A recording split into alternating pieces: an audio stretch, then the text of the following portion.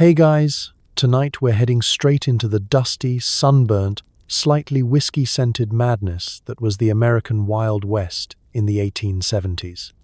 If you've ever wondered what it's like to survive a day surrounded by more tumbleweeds than functioning teeth, congratulations, you're in the right place. Forget everything Hollywood promised you. There are no ruggedly handsome cowboys with secret hearts of gold here. Just actual cowboys, missing most of their teeth, and a surprising amount of livestock with opinions. So before you get comfortable, do me a favor and hit like and subscribe, but only if you actually enjoy this stuff. Leave a comment telling me if you'd survive a single morning in a frontier town, or if you'd be outwitted by a chicken before breakfast. Now, dim those lights, put a fan on for that sweet prairie breeze, and get cozy in your bed. Bonus points if it's not infested with scorpions. But let's pause a second. Have you ever wondered what it really took to survive out there? How do you brush your teeth when toothpaste is basically crushed chalk? Was the saloon breakfast really just whiskey and beans? Could you sleep through a gunfight? Or does your neighbor's mule keep you up all night? What do you do when your boots fill up with scorpions? Or when someone challenges you to a duel because you sneezed in the wrong direction? And would you last a day with nothing but hardtack, sunstroke, and a constant threat of being mugged by a raccoon with a bandana? Well, saddle up. You've just woken up in 1874, somewhere on the edge of civilization. The saloon is already open, your water tastes like it was filtered through a sock, and your roommate is a chicken named Daisy, who definitely resents you. Good luck. You open your eyes and immediately regret it. The room smells like old whiskey, fried lard, and whatever your neighbor ate for dinner last night that's now haunting the walls. Your pillow is stuffed with horsehair and possibly a live mouse, and the thin blanket offers all the warmth of a paper towel in a sandstorm. Welcome to the authentic Wild West wake-up call. A sensory assault that starts before you've even gotten out of bed.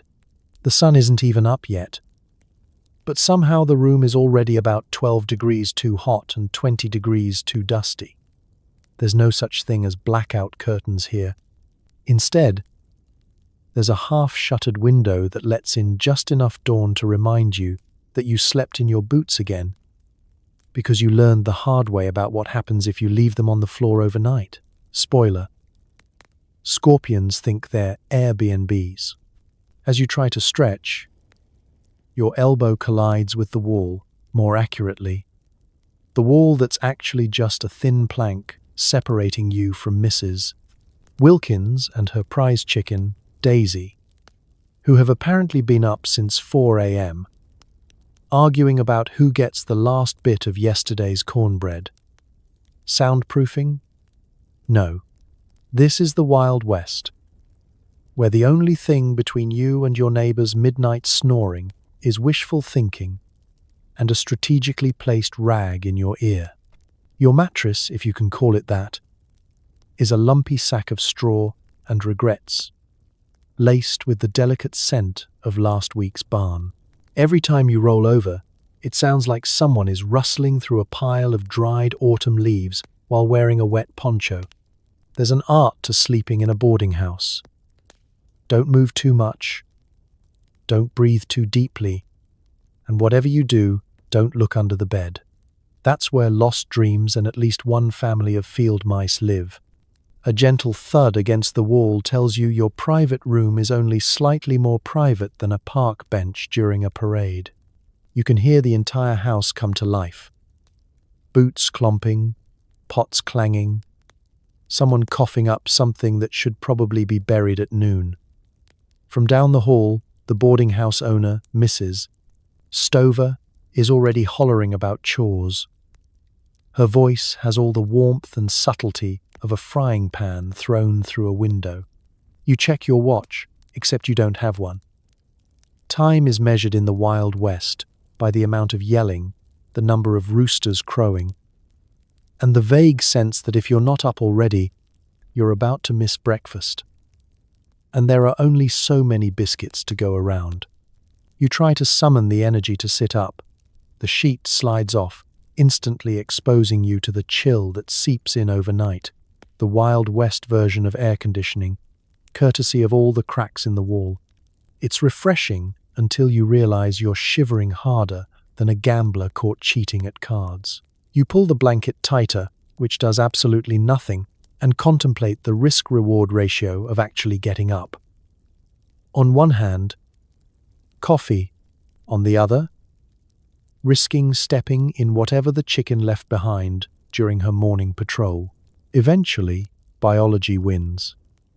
You sit up, brushing a layer of dust off your face and feeling the delightful crunch of last night's biscuit crumbs embedded in your shirt.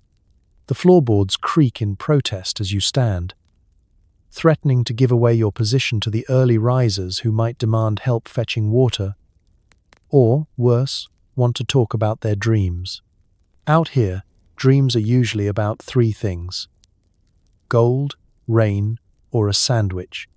You glance around your room, a battered trunk, a cracked pitcher, and a rickety chair that's been fixed with so many nails it now weighs more than the entire building.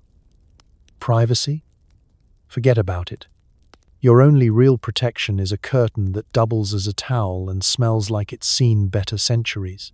Welcome to the start of your day, Wild West style, a test of your patience, your sinuses, and your dignity. If you've made it this far, congratulations. Now, brace yourself. The real adventures don't even start until you try to find the outhouse, and as you tiptoe past Daisy the chicken and into the hallway. Just remember, in the 1870s, the early bird doesn't just get the worm. It gets your breakfast, your best blanket, and possibly your pillow too. Good luck. Time to tackle oral hygiene. Unfortunately, toothpaste hasn't made it this far west. Your options are baking soda, salt, or cowboy mouthwash, which is just whiskey, swished and swallowed. On the plus side, nobody expects you to smile. Still, you try to maintain some basic dignity. It's morning in the Wild West, and your teeth feel like you've spent the night chewing on saddle leather and regret. No minty freshness here, just the taste of whatever survived last night's dinner and the distinct feeling that your tongue is wearing a sweater made out of cornbread crumbs. You grope around the cracked wash basin for a toothbrush, but what you're actually looking for is a chew stick, which is the 1870s version of an electric toothbrush. It's a small twig, chewed on one end until it's frayed, and possibly recycled from yesterday's campfire. Hygiene is relative. You grab your trusty twig, maybe it's willow, maybe it's whatever fell out of the chicken coop, and give your teeth a half-hearted scrub. The taste is earthy, with notes of barnyard and the subtle aftershock of last week's beans. If you're feeling fancy, you dip it in a pinch of baking soda, which does its best impression of cleaning by sandblasting your molars into submission. Salt works too, if you're brave and your gums aren't already staging a revolt. The key is not to smile during this process. Grit your teeth. Grit your brush. Grit your soul. Nobody's expecting a toothpaste commercial out here. Next, it's time for the mouthwash. There are two schools of thought. The optimistic one is a splash of water from the pitcher, hopefully from the top, where the bugs haven't settled yet. The practical, time-hardened approach is to grab the bottle of whiskey on the windowsill, pour yourself a generous shot, and swish it around your mouth until your teeth burn or you forget why you started. Swallow if you want to feel alive. Spit if you want to remember the taste of regret.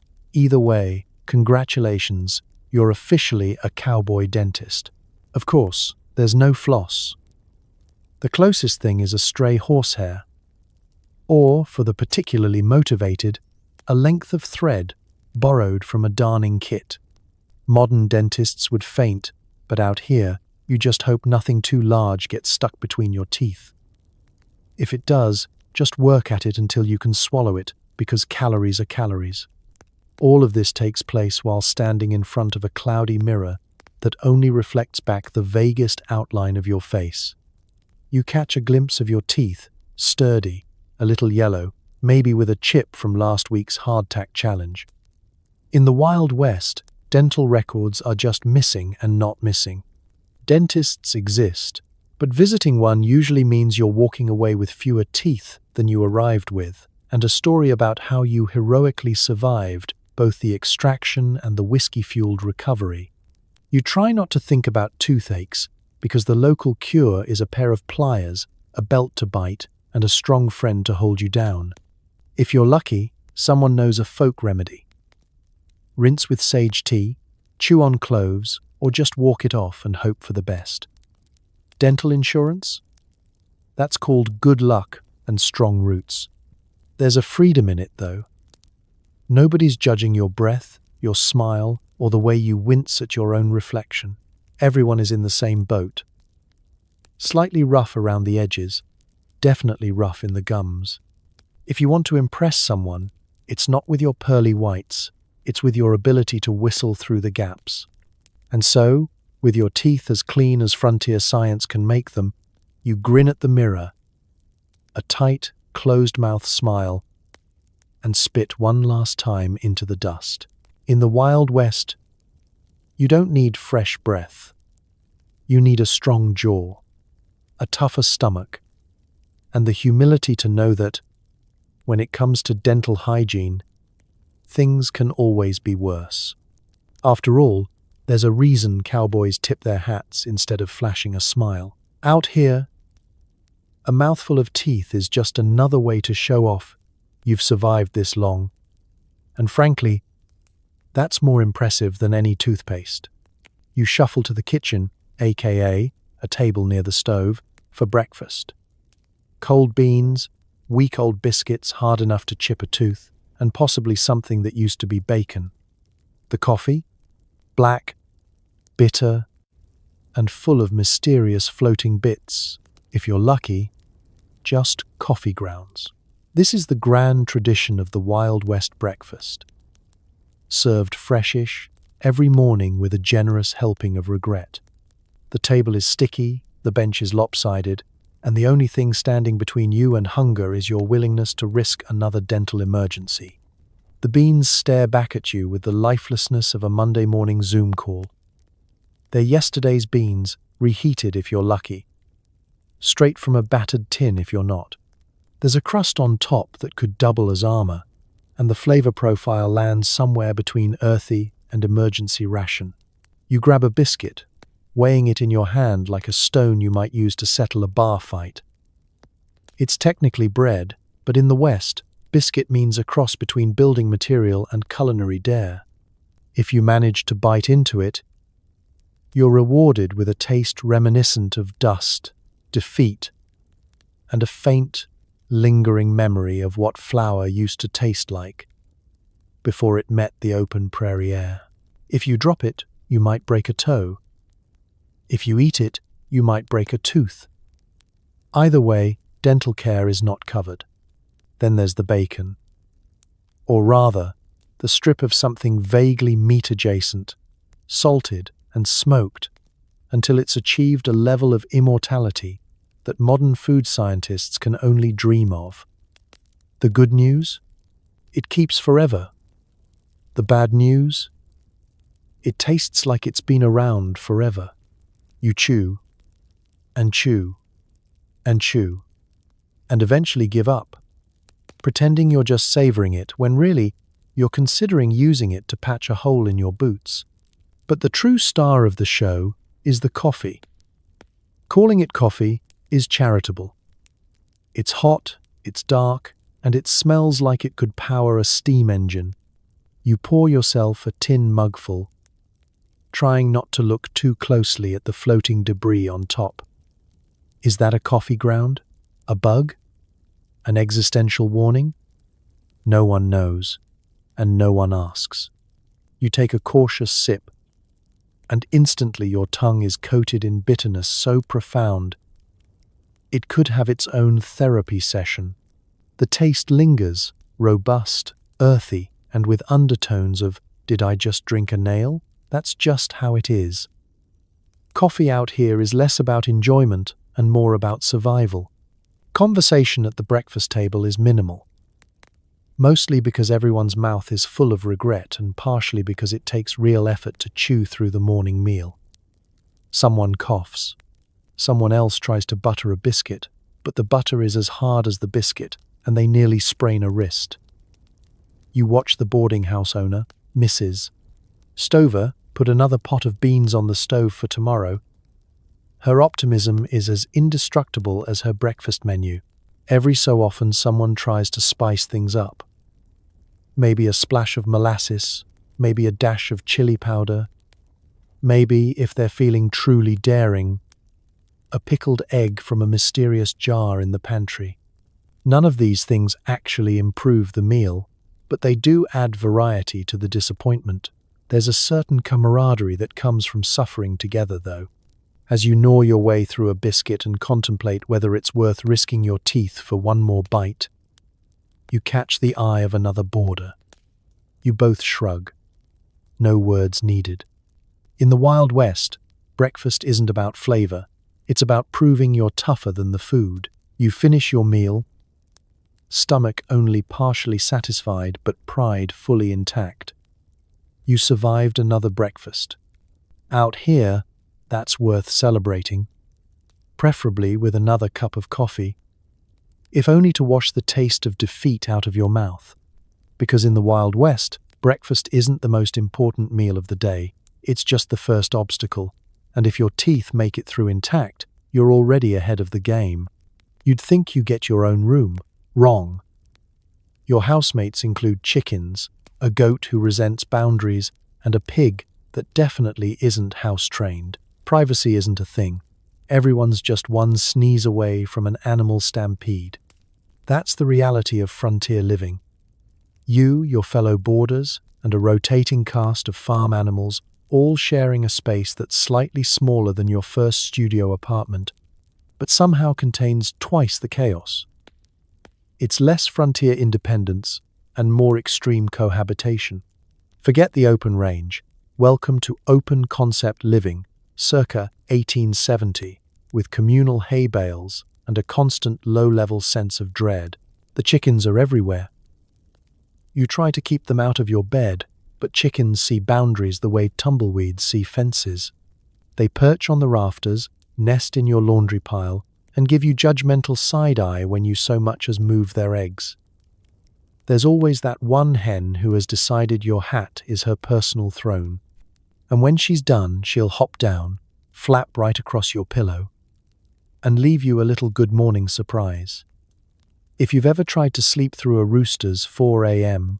monologue, you'll know that snooze buttons are a luxury the West has yet to invent. Then there's the goat, an agent of chaos whose primary goal in life is to sample every item you own. Shirts, socks, your half-finished letter to home, nothing is safe from her experimental diet. She's an escape artist, a headbutter, and a connoisseur of breaking and entering. Privacy? Good luck. She's a master at popping her head around corners at the worst possible moment, staring with the confidence of someone who's never been told no.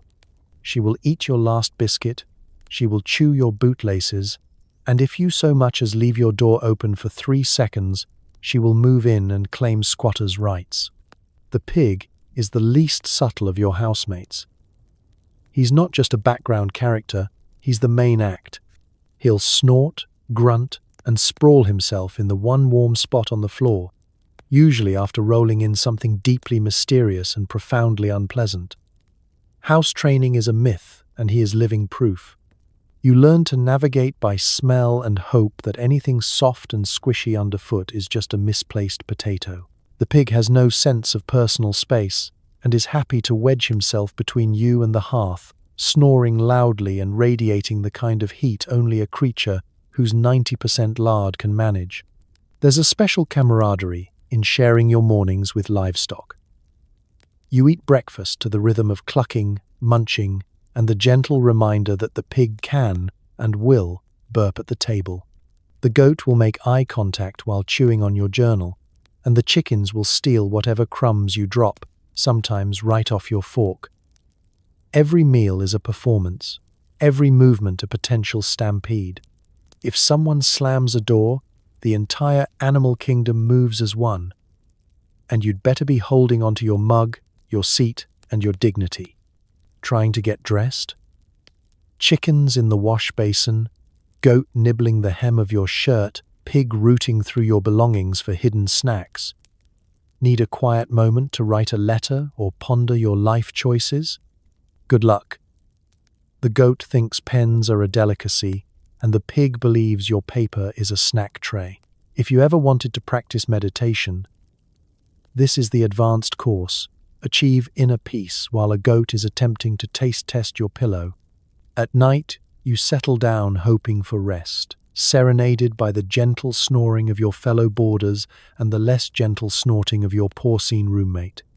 Every shadow on the wall is either a mouse or a chicken plotting to invade your blanket fort.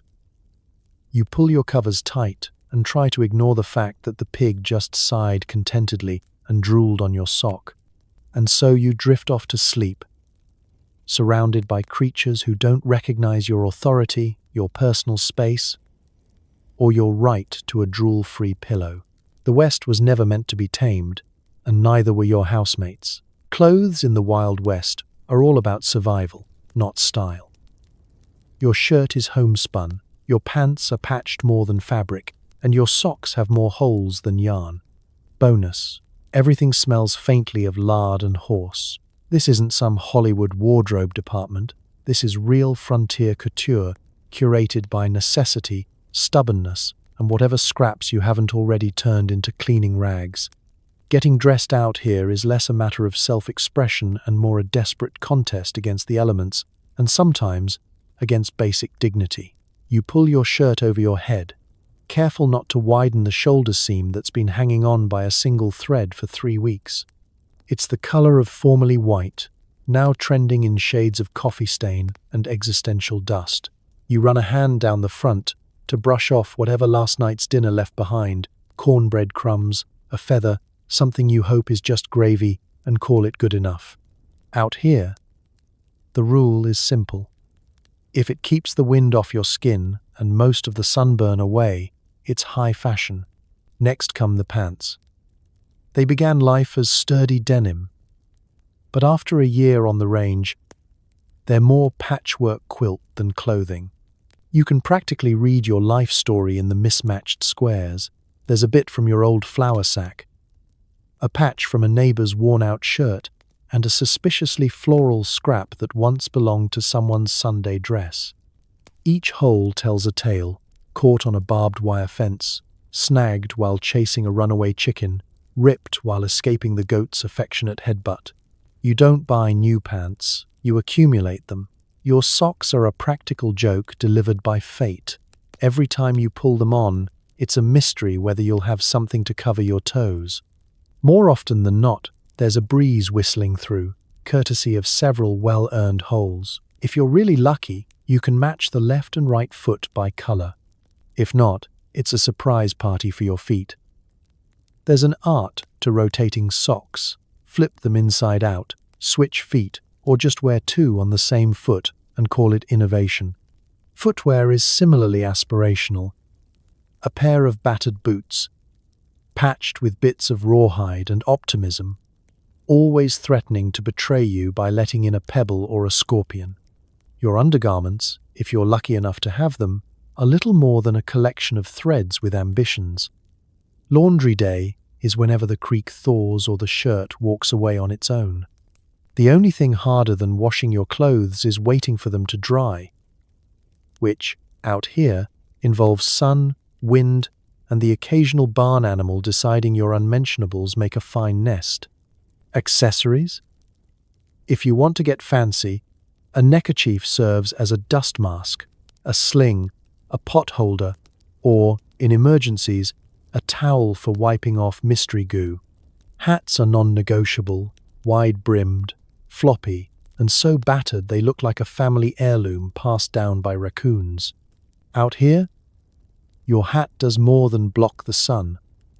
It's a portable fan, an impromptu water bucket, and the closest thing you have to a shower cap. Bandanas, gloves, and a hand-me-down coat finish the look. Layering is less a fashion statement and more a gamble against the temperature dropping 20 degrees without warning. As you finally finish the laborious process of getting dressed, you realize nothing matches, nothing is new, and nothing will impress anyone except a desperate prairie crow looking for nesting material. And yet, somehow, you're ready to face the day, sun, wind, mud, and all. Frontier fashion isn't about turning heads, it's about keeping them warm and attached to your shoulders. If you make it through the day with everything you left the house wearing, you're not just dressed, you're victorious. Bathing is optional, but you're feeling brave. The water in the basin is freezing, your soap is just a suspicious chunk of lye, and there's a 50-50 chance the towel is cleaner than you are. Welcome to the spa day from hell. The ritual begins before you even leave your bed. You think about it. You weigh your options. Do you want to risk frostbite in the name of basic cleanliness, or would you rather preserve your remaining toes and just embrace frontier musk for one more day? The cold, unyielding air decides for you. You muster your courage, stumble over to the rickety washstand, and stare into the basin. Inside, the water is not so much liquid as a solid argument against self-care, with a thin film of ice floating on top. Nature's way of saying, "Are you sure about this?" You dip your fingers in and instantly regret every life decision that led you here. It's so cold your knuckles threaten to unionize. Your breath fogs the air as you splash some of the Arctic water onto your face.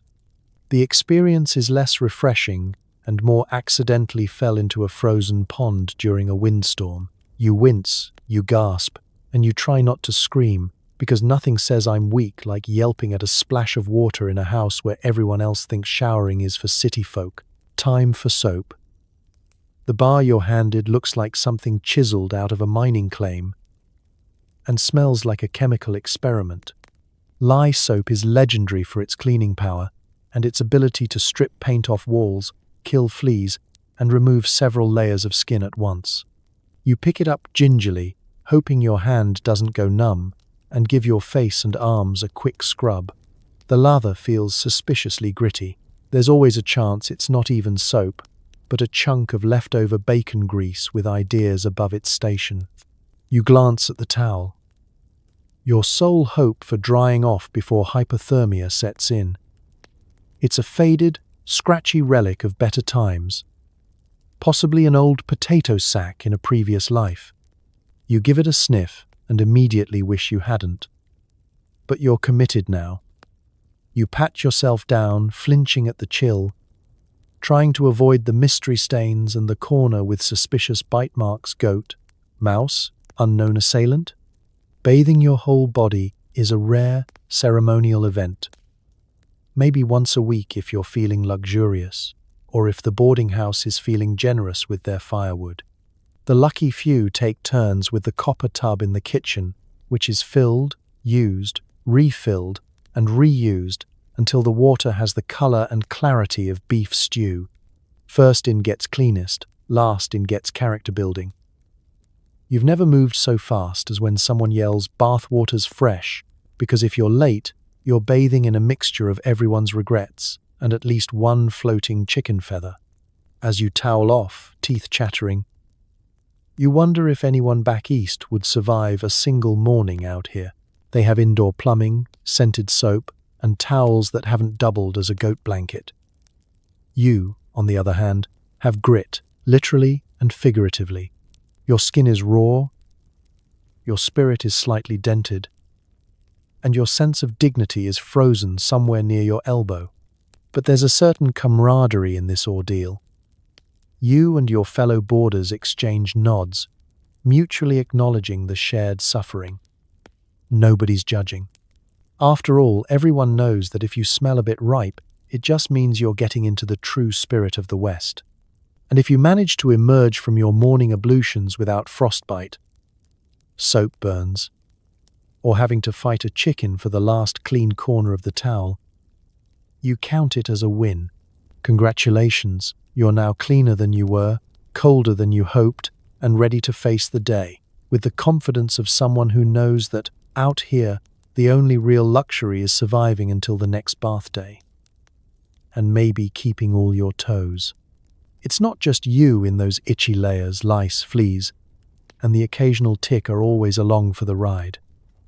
Scratching discreetly is an art form. If you don't have at least 2 new bug bites before noon, you're a tourist.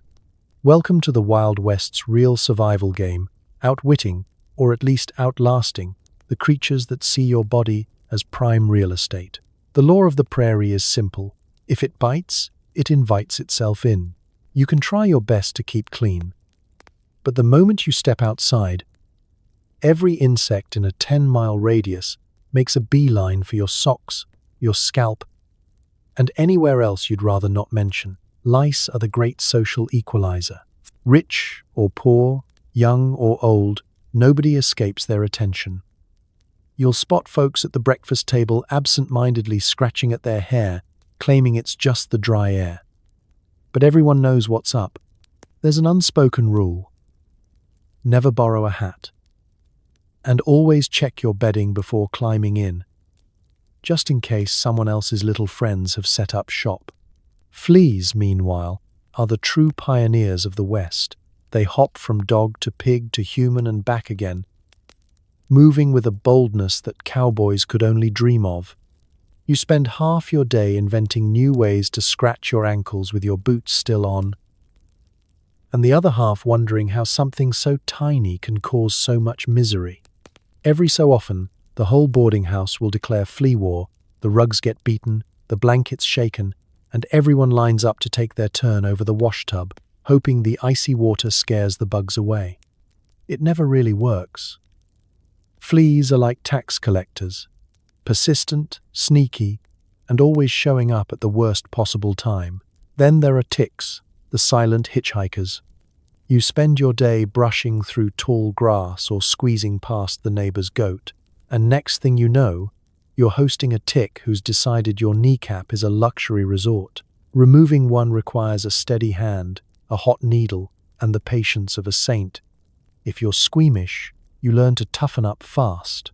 Out here, squealing is reserved for real emergencies, like discovering you've just sat on a cactus or accidentally sipped someone else's chewing tobacco. Bedbugs are the unsung villains, lurking in the seams of mattresses and the cracks in the floorboards. They wait until you're at your most vulnerable, dead tired after a day of wrangling livestock or arguing with the local goat, then strike with a vengeance. The telltale sign? Waking up looking like you lost a slap fight with a sandpaper salesman. If you complain, the old-timers just shrug, keeps the blood circulating. You suspect it's the closest thing they have to a spa treatment. The solutions, such as they are, sound like they're made up on the spot. Rub your scalp with kerosene, sprinkle your sheets with vinegar, sew a piece of tobacco leaf into your hatband, or, if all else fails, just ignore the itching and claim it's the invigorating prairie breeze.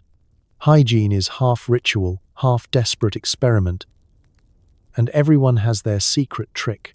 Some swear by pine tar soap, others trust in garlic necklaces, and the most practical just keep their fingernails trimmed for maximum scratching efficiency. You learn to be strategic. Scratching in public? Use the lean and rub against a fence post or a door frame, bonus points for casual whistling. At dinner, a well-timed stretch can double as a scalp inspection. In church, you sit next to someone itchier than you are, so they get the blame if things turn noisy. But the pests aren't just personal, they're communal. The boarding house is a living, itching, scratching organism, united by its struggle. There's a certain camaraderie in suffering. Stories of epic flea battles or tick extractions become breakfast conversation. If you spot someone doing the flea shuffle, you don't laugh.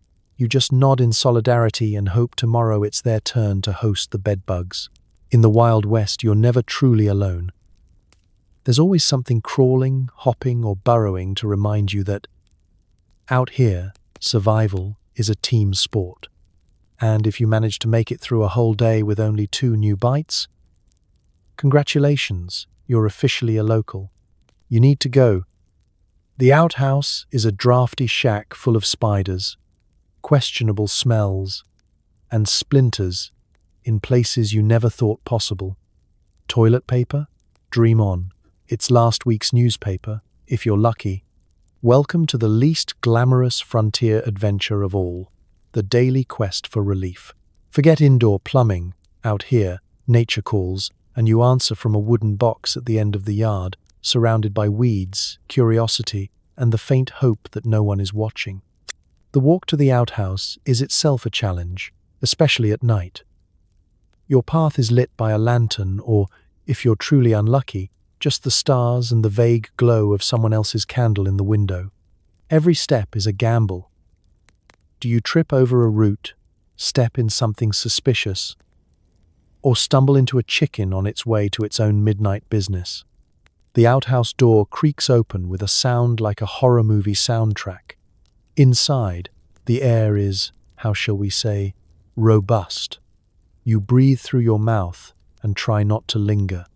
The seat is a cold wooden plank with a hole cut in it, expertly engineered to guarantee discomfort and the occasional splinter in a location you do not want to discuss with your neighbors. If you're lucky, there's a lid, though it's more for moral support than actual sanitation. Privacy is a fiction. The walls are thin, the gaps between boards are generous, and the nearest chicken is never more than 5 feet away. At any given moment, someone could wander by, start a conversation, or, worst of all, knock to hurry you up. You become a master of efficiency. This is not the place for reading the classics, unless your idea of literature is a month-old Sears catalogue with half the pages torn out for hygienic purposes. Speaking of hygiene, there is no Charmin Ultra, soft in the West. Toilet paper is a rumor from back east. Here, it's last week's newspaper, a scrap of catalogue, or, if you've fallen on hard times, a handful of corn cobs that have already served their culinary purpose. Desperation breeds innovation, but you learn quickly that nothing says roughing it like a printed headline in reverse on your rear end. You'll never look at the farm classifieds the same way again. Rainy days? The outhouse experience turns from rustic to downright dangerous. The dirt path becomes a mudslide, and the roof, made of old shingles and hope, leaks with every cloudburst. The seat is slick, the floor is questionable, and the spiders double in number. There's always one lurking in the shadows, waiting for a captive audience. And you become very good at scanning corners before committing to your business. But let's say it's the middle of the night, it's snowing, or there's a coyote howling a little too close for comfort. That's when you reach for the chamber pot under your bed, the frontier's answer to absolutely not going outside. It's discreet, it's portable, and it's only slightly less embarrassing than being found squatting behind the barn. Chamber pots come in all shapes and sizes, usually dented, occasionally decorated, and always threatening to spill if you're not careful. In the morning, you'll take it out to be emptied, preferably before anyone sees you. But with a boarding house full of early risers, your odds are slim. There's a communal understanding here. Bathroom matters are never discussed, unless you want to get a nickname that will stick for the rest of your stay. Everyone has their own stories. Frozen seats, runaway goats, the outhouse collapse of 71, but they're traded in hushed tones, late at night, and only among the most trusted of friends. If you can make it through a week of outhouses and chamber pots with your dignity, your sense of humor, and your backside intact, congratulations. You're not just surviving the West, you're practically royalty. And you'll never take a modern bathroom for granted again. Thirsty? Too bad. The water comes from a well that might be harboring more germs than a hospital waiting room. Boiling it is recommended. But who has time? You just hope the crunch is mineral content and not something alive. Fetching water in the Wild West is less a chore and more a high-stakes game of, will this kill me or just make me stronger? The well stands out in the yard, sun-bleached and always suspicious, like it's seen things it can't unsee. Every day, you wander out with a dented bucket, dodging chickens, goat droppings, and, if you're really lucky, the pig who's somehow developed a taste for your shoelaces. The well creaks, the rope groans, and you lower your bucket into the darkness, praying it returns with more water than wildlife. When you finally haul it up, what you get isn't so much water as a murky suggestion of hydration. It sloshes in the bucket, swirling with mystery. Is that a stick? A leaf? Something that used to swim? You can't be sure, so you do what everyone does. Close your eyes, take a deep breath, and convince yourself that anything floating is extra protein. At least, that's what the old-timers say. Builds character, they nod, sipping with the grim satisfaction of people who've already lost all sense of taste. Of course, there's always the boil it first method. The theory is sound. Bring the water to a rolling boil, kill anything with a pulse, and skim off whatever rises to the top. In practice, you're already late for chores, out of firewood, and have no patience for waiting. Boiling takes time, and time is a luxury reserved for people with fewer goats and more indoor plumbing. Most mornings you settle for a half-hearted swirl with a ladle and a quick sniff test. If it doesn't bite back, it's probably fine. There are, technically, alternatives: rain barrels and creek water. The rain barrel is a treasure in spring and a mosquito breeding program by midsummer. Some mornings, you peer in and wonder if the surface film is just pollen, or if the frogs have started a family reunion. The creek, meanwhile, is a last resort. It's scenic. But after seeing what the cattle do upstream, you learn quickly that clear and cold doesn't always mean safe and delicious. Still, desperate times call for desperate sips, and you mentally draft your will every time you fill a flask. Pouring yourself a glass is an act of hope. The water is always a bit gritty, tinged with a color that no one can quite name, somewhere between beige and what did I do to deserve this? You drink fast, so you don't have time to think, and if you feel a crunch, you just hope it's from minerals and not legs. Every once in a while, there's a celebration. The water comes up clear, cold, and almost sweet. You raise your cup in triumph before the neighbor's dog kicks dust into the bucket and resets the cycle of despair. Washing with this water is its own adventure. The soap foams reluctantly. The bucket tips over at the worst moment. And by the time you're done, you're still not sure you're any cleaner than when you started. But out here, clean is a relative term. If you can scrape the mud off and your hands don't smell like pond scum, you're winning. But there's a certain pride in this daily ritual. You and your neighbors are united by the shared gamble. Every sip a little risk. Every successful swallow a small victory. Complaints are met with stories, tales of the Great Well Collapse of '68, or the time someone found a salamander and declared it a sign of good luck. In the Wild West, you don't just drink water, you survive it. And if you manage to quench your thirst without growing an extra limb, you're doing better than most. Bottoms up. If there's a universal language in the West, it's coffee. It's gritty, thick, and brewed over a campfire. Add a scoop of sugar if you can find it, or just chew the grounds for extra energy. This isn't Starbucks, it's survival. For most people, morning starts with a gentle alarm clock, a warm shower, maybe a barista who spells your name wrong. Not out here. In the Wild West, your first encounter of the day is a battered tin coffee pot that's been blackened by so many campfires it could double as a coal sample. Inside, the strongest, most confrontational cup of coffee you will ever face. Forget delicate aromas and tasting notes.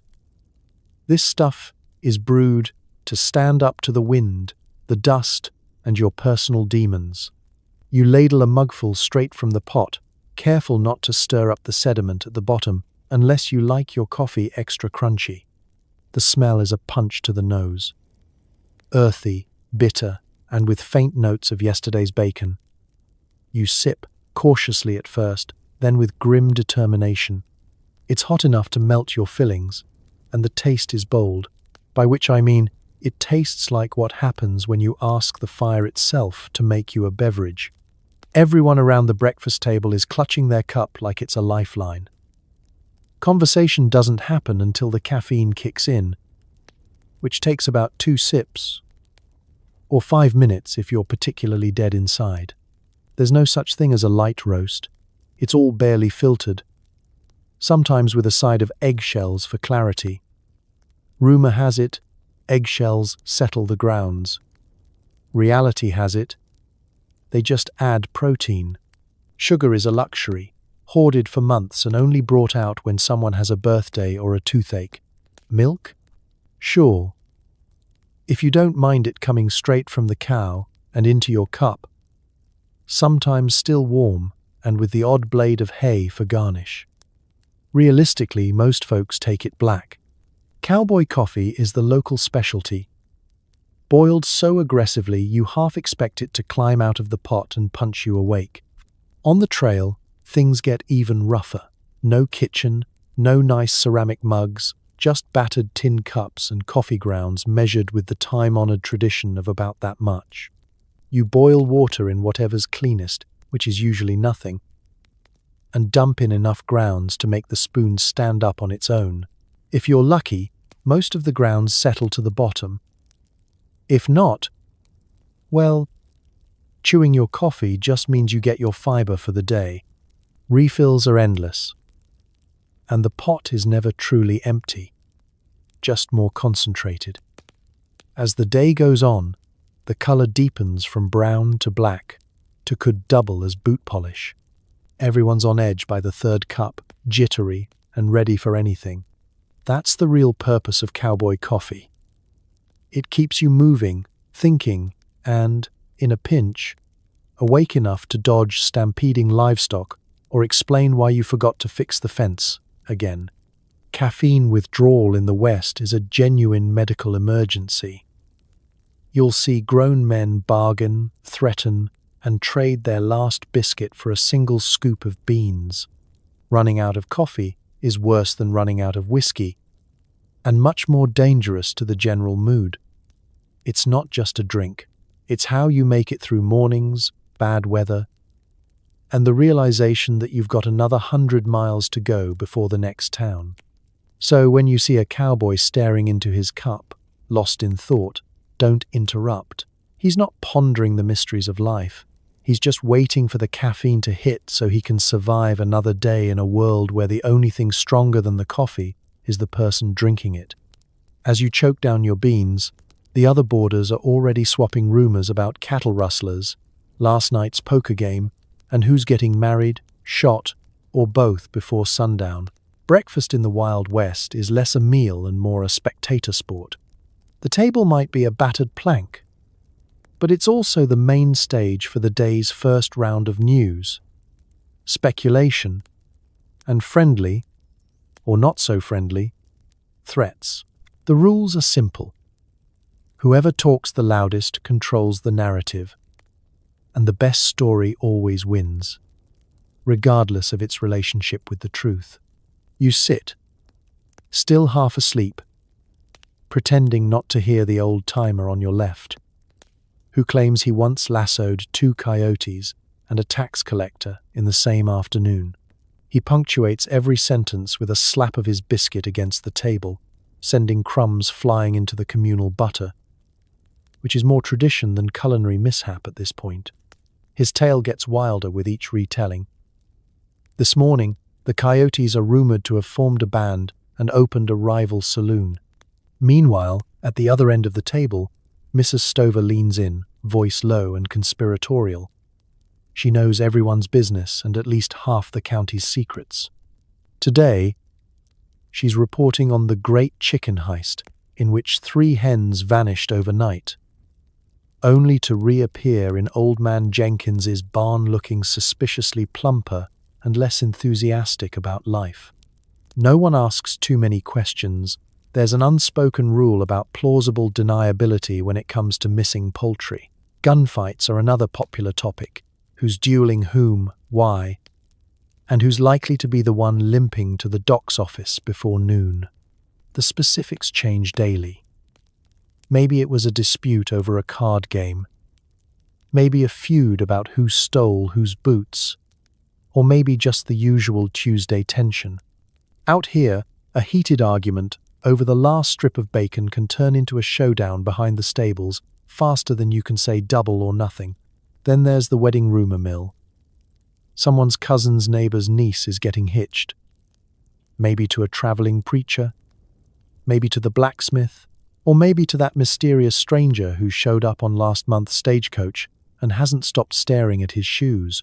There's always a healthy debate about whether the wedding will end with a dance or a fist fight. And everyone has a theory about which local will get thrown out of the reception first. Poker stories are the backbone of breakfast conversation. Last night's hand always gets bigger, the pot gets richer, and the cheating gets subtler with every retelling. If you listen closely, you'll learn that everyone at the table both won and lost the game, sometimes simultaneously. The only certainty is that someone woke up with lighter pockets and the sneaking suspicion that the house cat is somehow involved in the racket.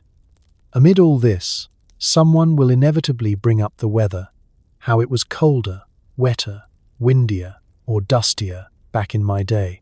The oldest boarders can recall blizzards that lasted 3 weeks, and droughts that turned the creek into a suggestion. The younger ones roll their eyes but listen anyway, because in the West, weather isn't just a topic, it's an antagonist with a mean streak. It's all part of the morning ritual. Laughter, jabs, the occasional mock outrage, and the comfort of knowing that while today's plans are always a gamble, at least you'll have company for whatever disasters or delights roll in. And when the stories start to overlap, blend, and get a little outlandish, nobody minds.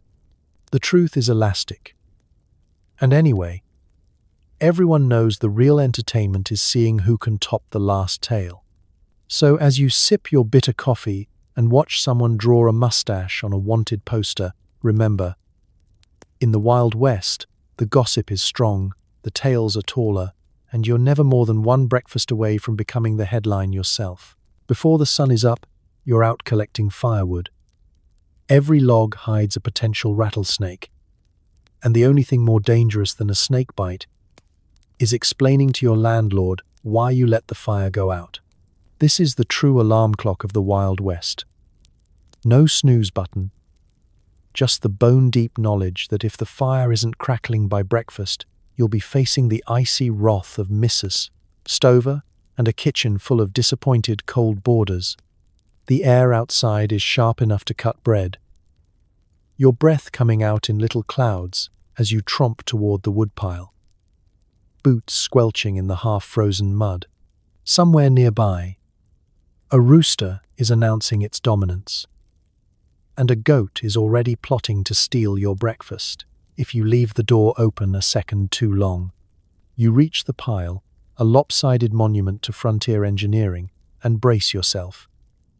In theory, gathering firewood is just stacking logs in your arms and making your way back before your toes freeze off. In practice, it's a daily gamble with wildlife, gravity, and your own patience. Each log could be home to anything: a sleepy spider, a family of mice, or, on the worst mornings, a rattlesnake warming itself under the bark. There's a special kind of tension that comes from picking up firewood in the West. You shake every log like you're auditioning for a percussion band, hoping nothing shakes back. If you're lucky, it's just damp and heavy.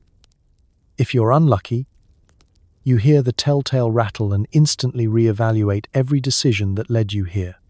The locals have techniques: poke first, grab second, Keep your boots high and your yelp low. Nobody respects a yeller. The rule is simple. Avoid anything that hisses, slithers, or looks at you funny. The last thing you want is to be the next story at breakfast. Remember when you know who tried to show off and got a rattler in his britches? The memory will outlast your pride and possibly your tenure at the boarding house. Back at the house, everyone's counting on you. The fire mustn't die, ever. It's not just about warmth, though the mornings are cold enough to make you nostalgic for last night's lumpy mattress.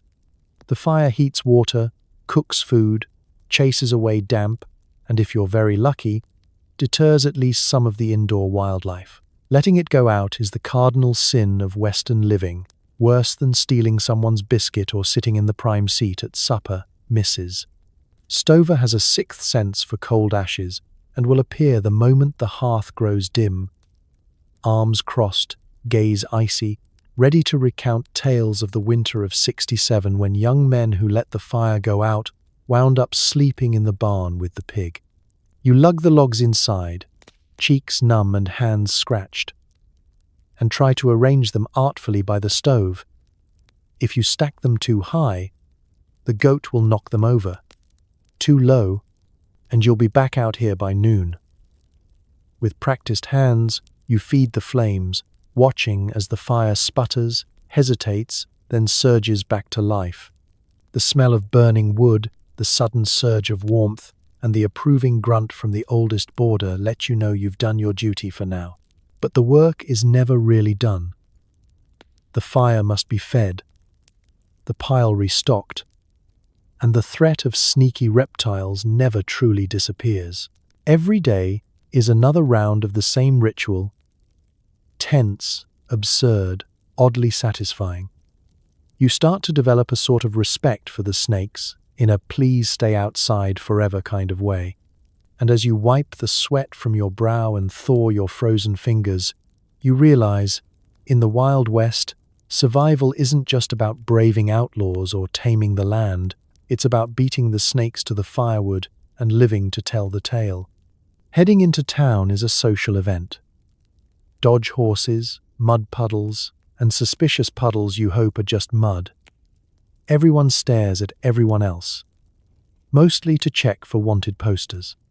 In the Wild West, going to town isn't just running errands, it's a full-blown expedition, equal parts spectacle and survival test. The main street is a living, breathing, dusty runway. There are no models, only outlaws, overworked farmers, and the occasional show-off in a suit shiny enough to blind a prairie dog. You step off the boardwalk, dodging a pair of loose chickens and someone's unruly mule, and immediately become part of the show. The first challenge? Navigating the unpredictable traffic. Townsfolk share the street with horses, wagons, children, and the local dog population, who treat the thoroughfare as both restroom and racetrack. There are puddles of uncertain origin dotting the road like hazards on a miniature golf course.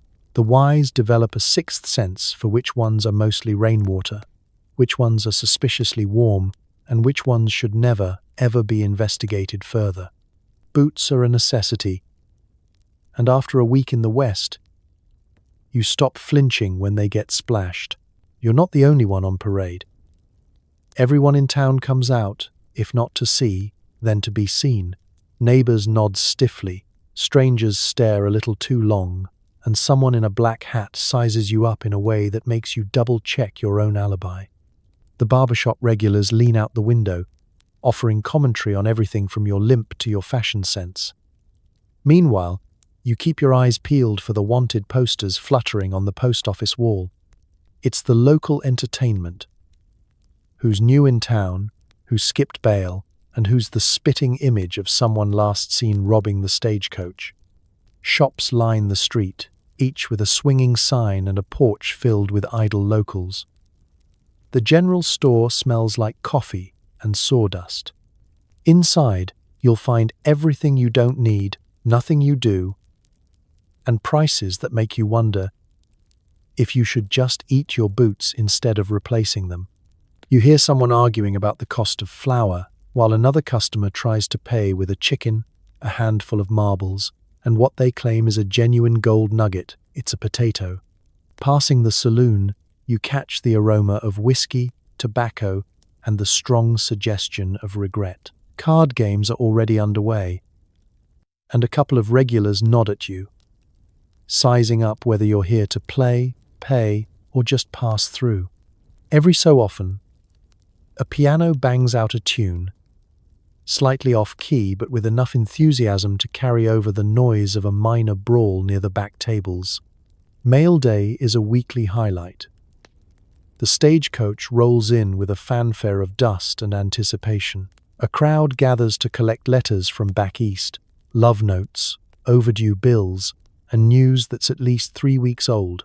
The postmaster, a man with the patience of a saint and the handwriting of a spider in a tornado, reads out the names.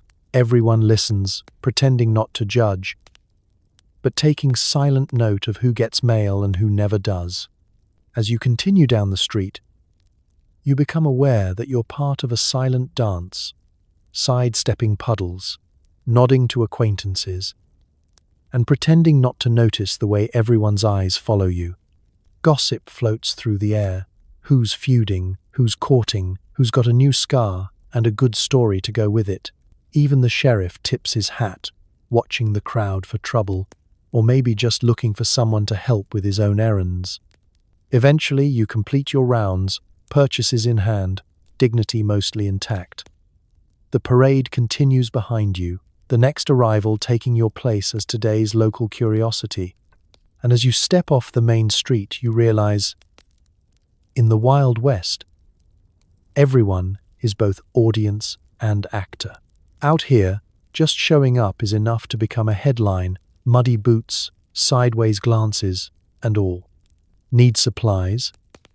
Prepare to barter, haggle, and find out that the only thing more overpriced than coffee is a single fresh egg. You can trade, but only if you're good at lying about the value of buttons. Stepping into the general store is a full-on production, a mixture of small-town reunion, modern flea market, and high-stakes negotiation. The air is thick with sawdust and the sharp tang of pickled onions. A cast-iron bell over the door clangs out your arrival, announcing you to every bored neighbor and lurking gossip. The shelves are a patchwork of what the last wagon brought in and what the last 10 customers didn't buy. Flour comes in 50-pound sacks or not at all, and the only shoes in your size look suspiciously like someone else's returns. You sidle up to the counter and meet the keen gaze of Mr. Abernathy, the storekeeper, whose entire personality is a blend of patience, skepticism, and the uncanny ability to calculate interest on a bar tab in his head. He knows every customer, every trade, every deal gone sour, and probably half your embarrassing childhood secrets. There's no price tag on anything. You ask, he sizes you up, and then makes up a number that sounds reasonable, unless you're out of favor, in which case it sounds like the national debt. You ask about coffee, and he points to a battered tin can behind the counter like it's gold dust. The price is steep. You consider trading your hat, your dignity, or that nice button you've been hoarding for emergencies. Next, you ask for eggs. He laughs. There's one, but it's spoken for by old Mrs. Grady, who's apparently been trading her famous apple pie recipe for months just for the privilege of soft-boiled breakfast. Bartering is the real currency. Cash exists, but most folks are running a permanent tab or paying with a wild assortment of goods. Buttons, marbles, fresh-caught trout, or a carved whistle, every item can be traded if you can convince someone it's worth more than it looks. The key is confidence. Tell a good story. This button came off General Grant's own jacket. No one believes you, but everyone respects the effort. Next up, haggling. It's an art, a duel of wits, and a performance that could last all afternoon if you let it. You squint at the sugar barrel and sigh loudly. Mr. Abernathy tuts, offers a £1/2 for your last candle stub and the promise of a favor to be named later. You nod, Because out here, you never say no to a future favor, even if it's vague and slightly threatening. There's always someone in the corner weighing a sack of flour like it's gold, counting out beans, or plotting a strategic trade. Maybe their best homemade soap for a spool of thread, or a jar of pickles for the only pencil in town. Sometimes, someone gets creative and tries to pass off painted pebbles as hard candy. It's all part of the fun, and nobody's above a little sleight of hand if it gets them that one luxury. A square of chocolate, a plug of chewing tobacco, or a spool of sewing silk that'll be shown off at Sunday meeting, like a family heirloom. Your purchases are finally gathered, a bundle of salt, a slab of bacon, maybe a comb or a new deck of cards if you're feeling lucky. The total comes to a sum you'll be pondering all the way home. You hand over your goods, receive your change in peppermint sticks or IOUs, and promise to bring more eggs, more buttons, or at least a decent joke next week. As you step out, squinting in the midday sun, you hear the bell announce the next hopeful shopper, who's already practicing their story about that rare, antique marble they found by the creek. In the Wild West, shopping isn't just survival. It's theater, improvisation, and a masterclass in stretching the truth, one overpriced egg and legendary button at a time. Once a week, the stagecoach brings mail from back east. It's usually 3 weeks late, covered in mysterious stains, and mostly bills or bad news from your relatives in Ohio. The arrival of the stagecoach is the social event of the week. Part circus, part anxiety attack, and all drama. The entire town gathers around the post office, pretending not to care, but eyes bright with anticipation, hope, and the fear of overdue invoices. The coach rattles in with a cloud of dust and the hopeful promise of civilization. Children dart out, chickens scatter, and the bravest dogs bark at the wheels, as if their performance will convince the driver to throw them a bone, or at least a scrap of unclaimed newsprint. The postmaster emerges with an air of solemn importance, clutching a bulging mail sack like it's a treasure chest and a ticking time bomb rolled into one. His spectacles are always slightly askew, and his manner suggests he's witnessed more secrets and scandals than the town gossip. He stands on the rickety porch, clears his throat, and begins to call names with the gravitas of a judge announcing sentences. First up, letters from family.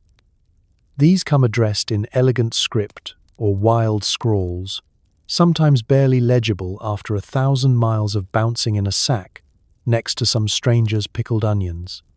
You open it, careful not to disturb the questionable stains. Inside, news that your cousin Elmer has started raising llamas, Aunt Martha's bunion is acting up, and of course, a gentle but persistent reminder that your mother is waiting for you to come home, or at least send money. There's always a note about the weather, and occasionally, if you're lucky, a pressed flower or a very flat cookie that tastes like hope and lint. Mixed in are the bills. Bills from the general store for last month's flour, bills from the blacksmith for that urgent horseshoe repair, bills from the traveling dentist who you vaguely remember pulling someone else's tooth at gunpoint. The bill collector's handwriting is always perfect, the numbers always growing, and the threat of further action is so vague you half expect a strongly worded letter delivered by a man with an actual sword. Then there's the news. Newspapers that are half news, half fish wrap. Latest developments in Washington, they claim, though the president mentioned in the headline might not even be in office anymore. Stories about gold strikes, scandals, and the price of corn travels slower than rumors, and even slower than the actual corn. Still, you read every word, then pass it around until the paper is as tattered as your socks. Occasionally, a package arrives. This is high excitement, a box of licorice, a hand-knit scarf, or the mysterious patent medicine Uncle Horace swears will cure all ills, which smells suspiciously like cheap whiskey and turpentine. If you're unlucky, the only package with your name on it is from a distant cousin seeking investment in a sure thing silver mine that just needs a little cash to get started. there are also the heartbreaks. Letters returned to sender. The telltale deceased scrawled across the front, or the silence when your name isn't called at all. People pretend not to notice, but there's always a slight slump of the shoulders, a moment's pause before they join the group dissecting the news, debating the truth of each story, and reading between the lines of every letter. The postmaster's final act is the dreaded unclaimed mailbox. Its contents: half-addressed envelopes, postcards from places nobody's ever been, and bills for folks who skipped town long ago. Occasionally, someone claims a letter they're not sure belongs to them, just for the thrill of reading someone else's business. By the time the mail is sorted and the dust has settled, everyone's business is everyone's business. You tuck your bills in your pocket, your newsprint under your arm, and your hope for good news into next week's stagecoach. Because, in the Wild West, mail call is the only lottery where everyone wins mostly overdue notices. Feeling sick? The local doctor has 2 treatments: whiskey or amputation. If you're lucky, it's just a cold.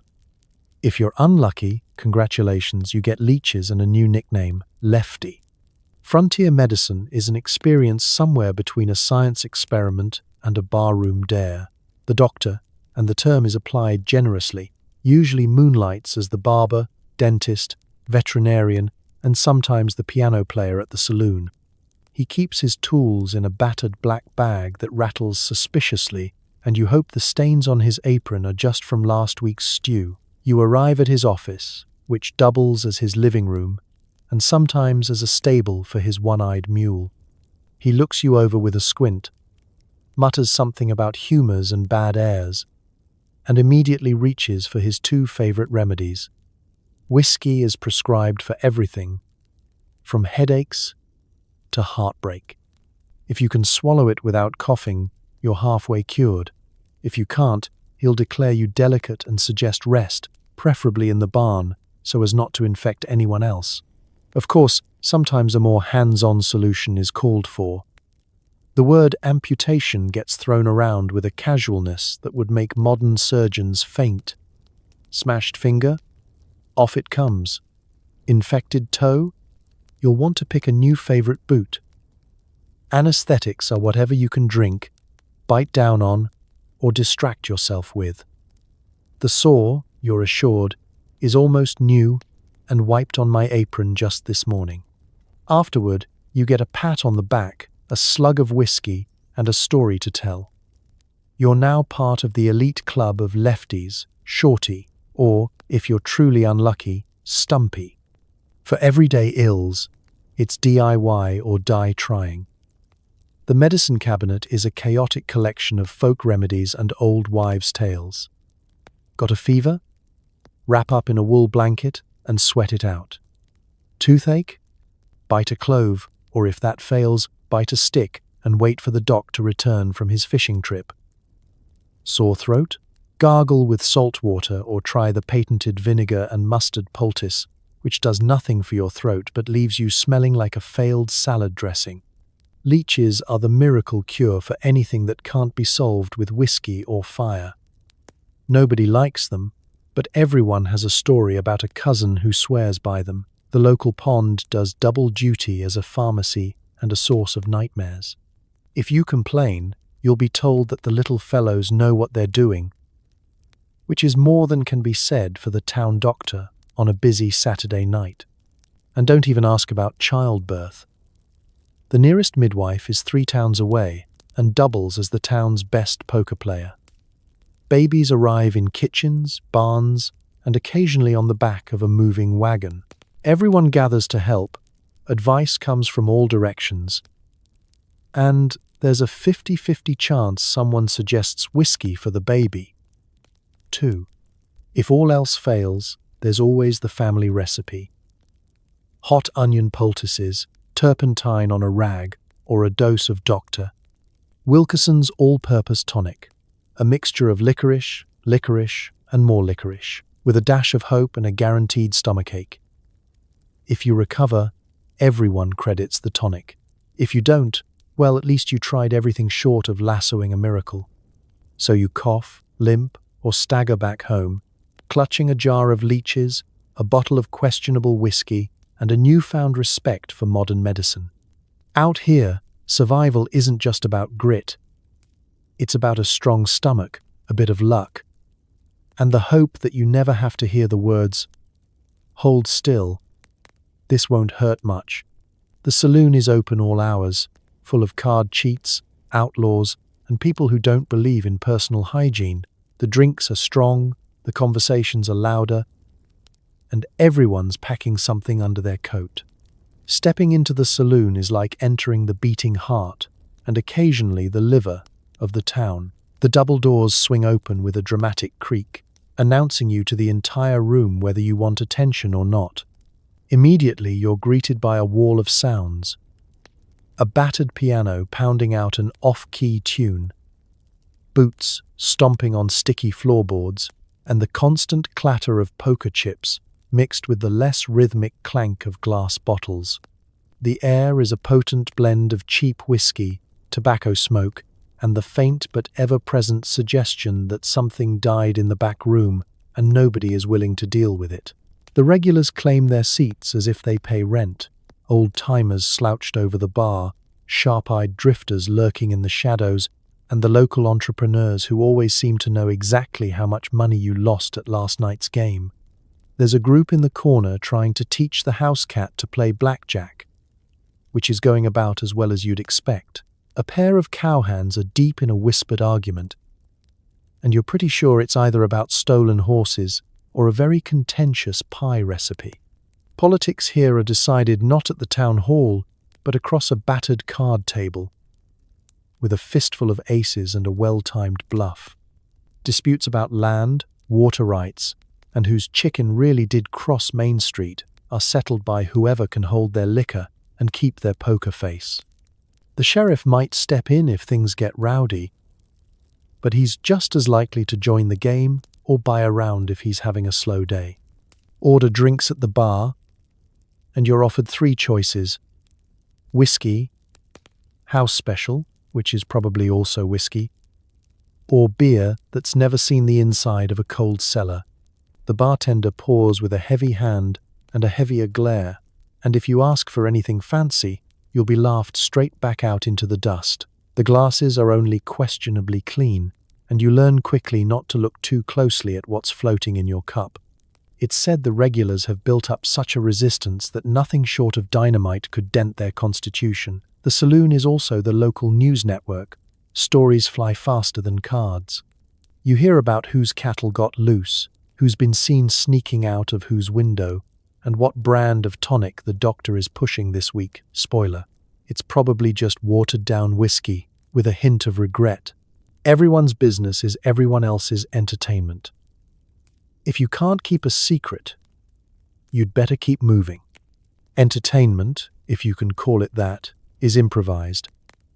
A piano player pounding the same 3 songs, a dance when someone's willing to risk their toes, and the occasional impromptu wrestling match when tempers or wagers flare. Fights start over spilled drinks, lost bets, or ambiguous accusations about cheating, but rarely last longer than it takes for the barkeep to brandish his shotgun and remind everyone whose floor they're bleeding on. Amid the chaos, there's a strange kind of community. The roughest characters are also the quickest to buy a stranger a drink, offer advice on the best horse doctor, or vouch for you when the sheriff starts asking awkward questions. No one asks where you came from or where you're headed.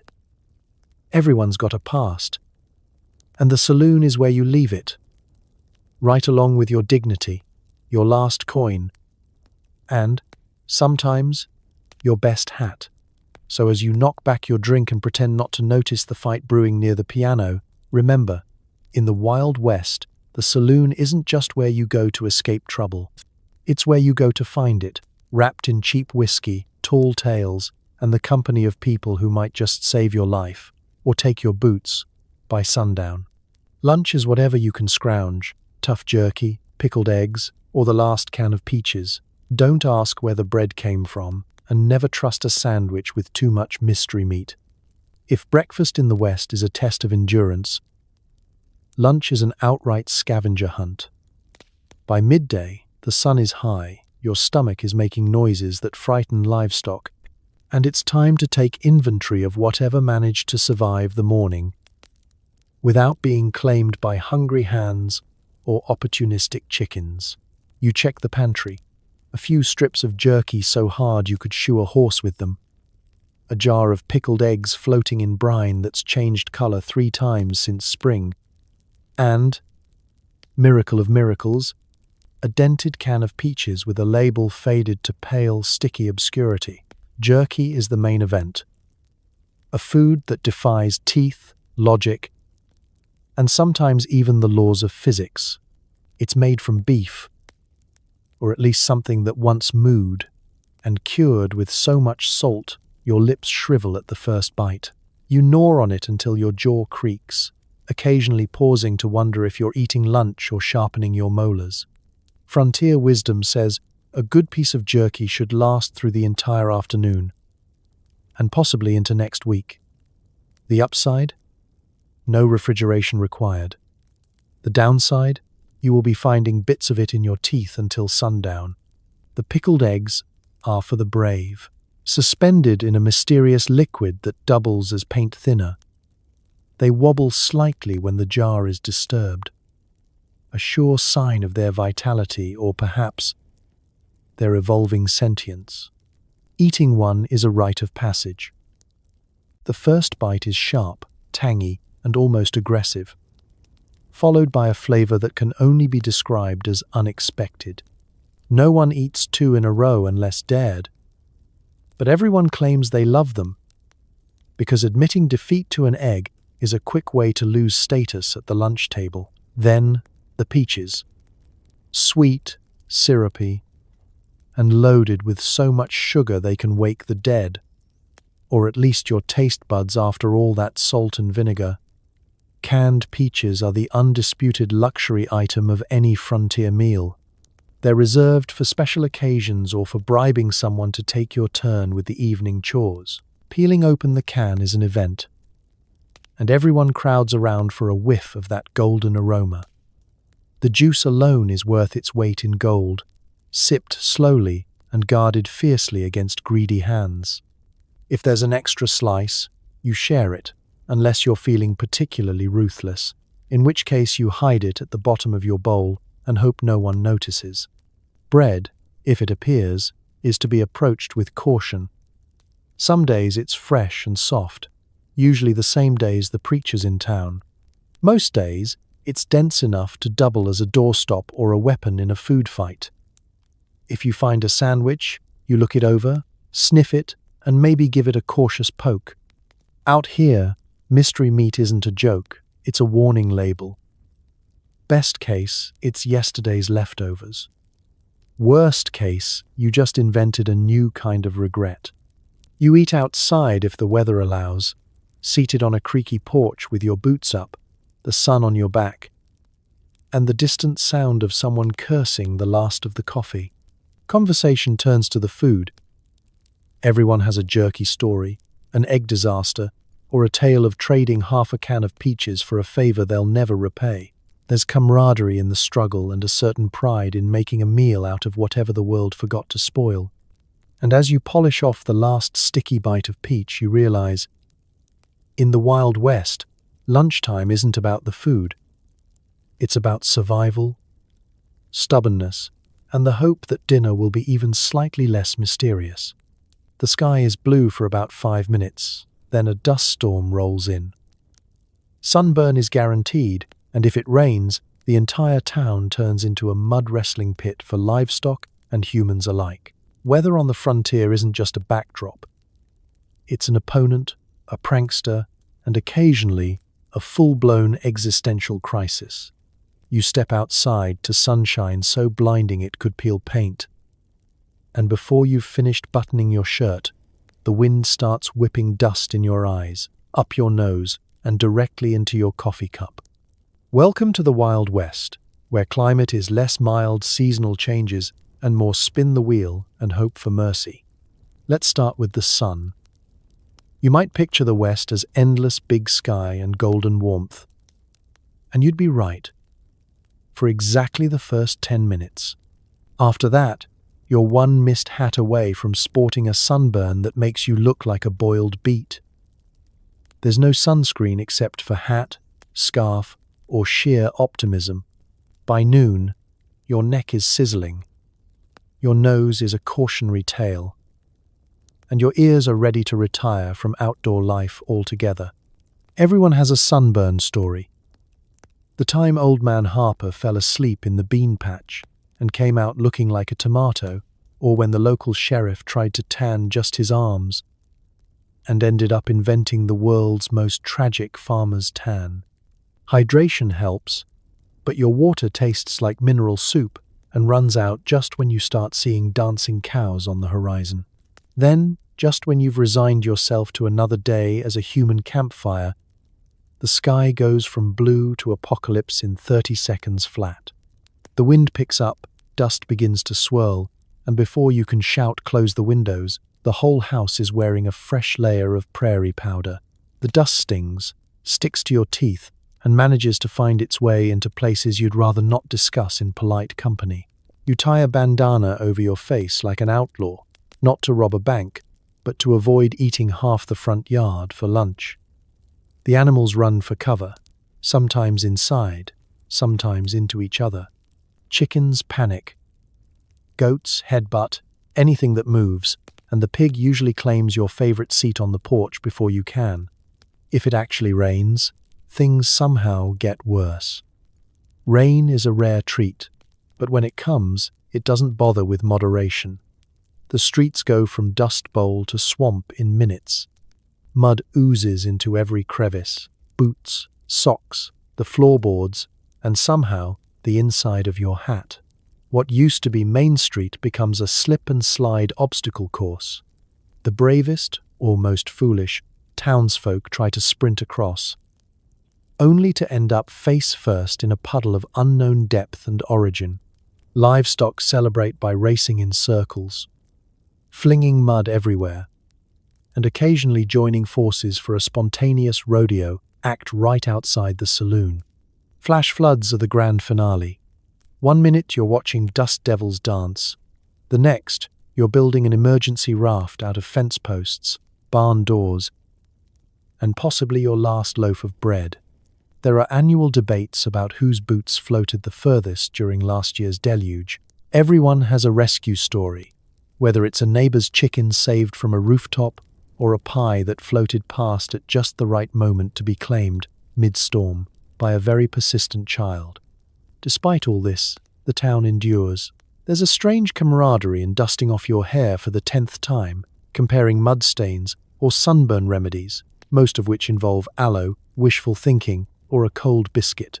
Weather jokes are the social glue, and nothing brings folks together faster than a sudden downpour or a shared, silent glare at the sun. So you scrape the mud off your boots, tip your hat to the sky, and remember, in the Wild West, the weather isn't just something you survive, it's something you battle, laugh at, and, if you're lucky, live to complain about for years to come. Breaking the law is easy, so is becoming the law. The sheriff is half asleep, the jail is full, and the outlaws are just bored teenagers with bad facial hair. Justice is swift and occasionally spelled wrong. Welcome to frontier law enforcement, where the line between hero and hooligan is thinner than a bootlace and just as likely to snap. Out here, rules exist mostly for decoration and local color. The sheriff's star may be shiny, but the man himself has the exhausted slouch of someone who's seen it all and really wishes he'd missed most of it. He dozes behind his desk, hat over his eyes, one boot propped on a wanted poster featuring a rough sketch that could honestly be half the town, depending on the angle and lighting. The jail is more a suggestion than a facility.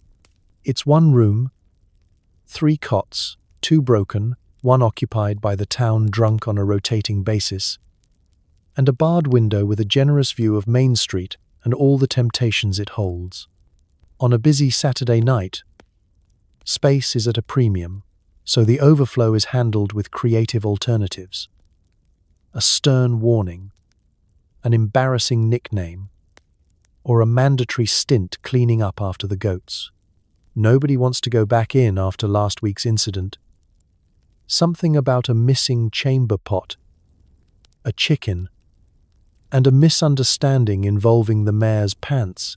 Outlaws in the Wild West are rarely the elegant desperados of dime novels. More often, they're teenagers with too much free time, ambitious sideburns, and a misguided sense of flair. Their crimes range from horse borrowing, I was just taking her for a spin, honest, to the occasional pie theft, to an ill-advised prank involving the water tower and a lot of soap.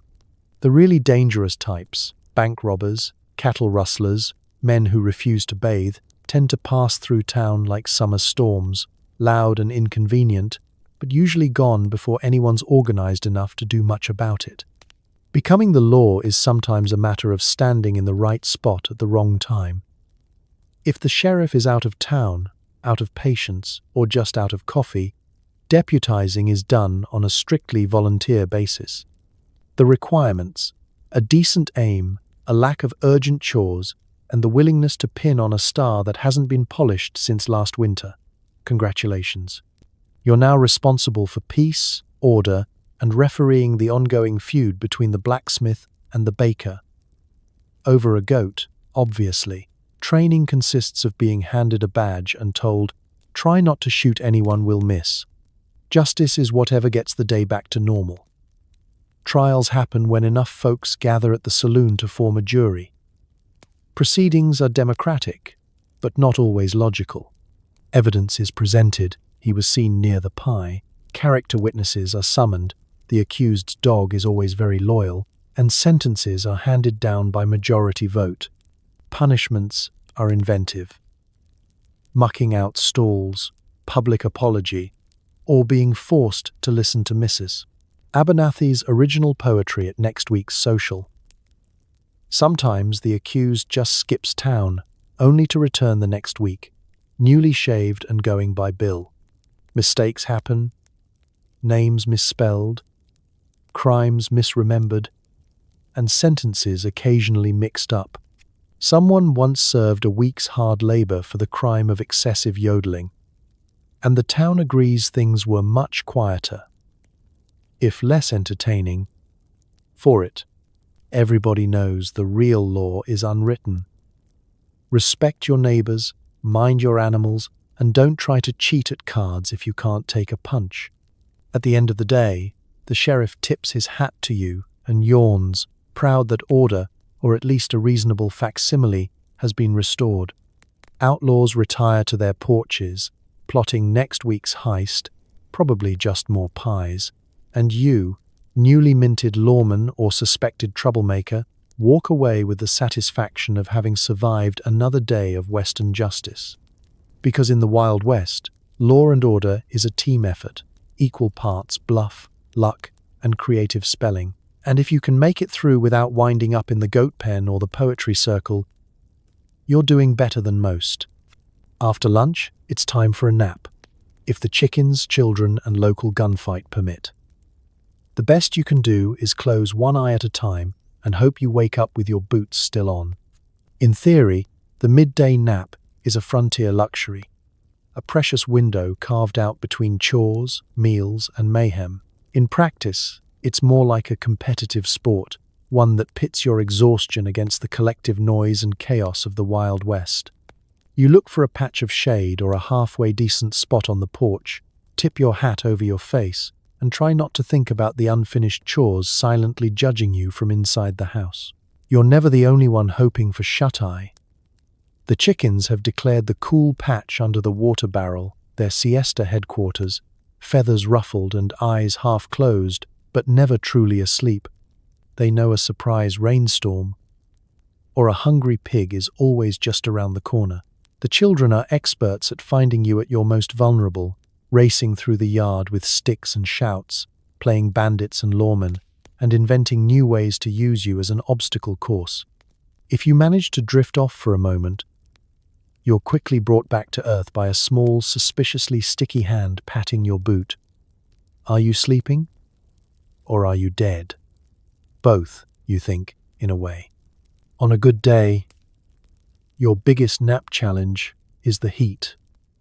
The sun beats down, turning your patch of shade into a sauna and making your eyelids heavy, your brain foggy, and your resolve weak. Flies drone in your ears, goats snort in the distance, and somewhere a dog is dreaming loudly about chasing something, possibly you. You shift, trying to find a comfortable spot on the lumpy bench, but discover that the one loose board is perfectly designed to jab you in the ribs.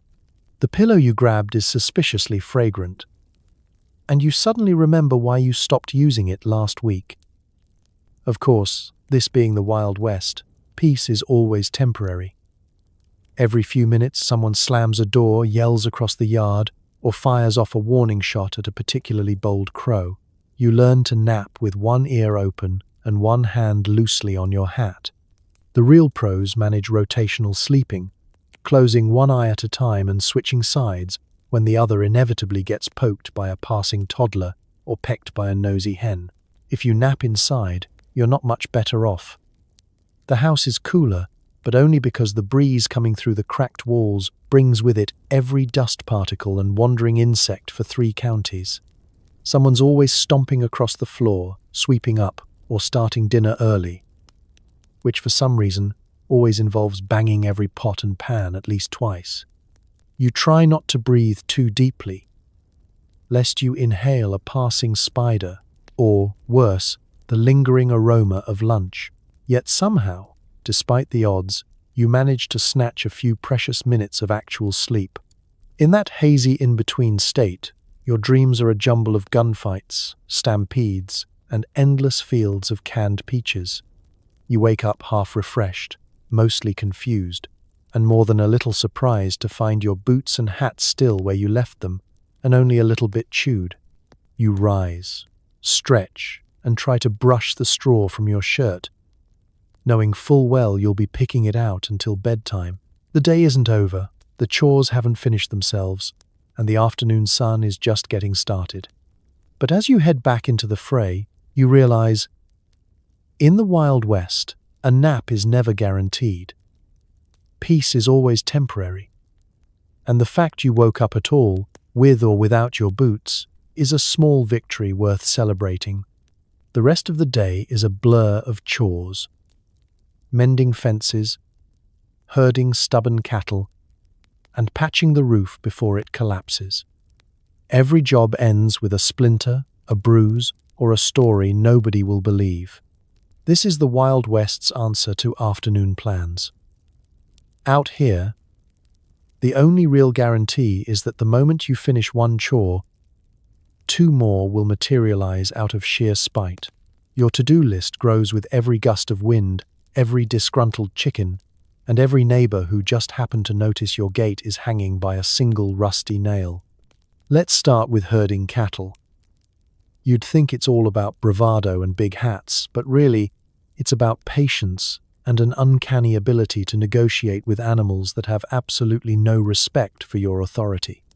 The cows scatter at the first sign of effort, as if they've got pressing appointments on the other side of the pasture. One always manages to wedge herself into the one corner you can't reach. Another is convinced she's actually a goat, and the rest seem to be practicing synchronized stubbornness. You wave your arms, shout encouragements and threats, and wonder if cattle ever pause to appreciate just how much trouble they cause. Probably not. With the cows grudgingly shuffled to their new spot, or at least away from the garden, you head to the fence line for repairs. Fences in the West are a work of fiction, part wood, part wire, part wishful thinking. Every day, something new tries to break through.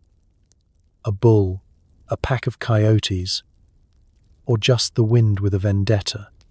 You rummage for a hammer, discover it's still borrowed by a neighbor, and make do with a rock and some optimism.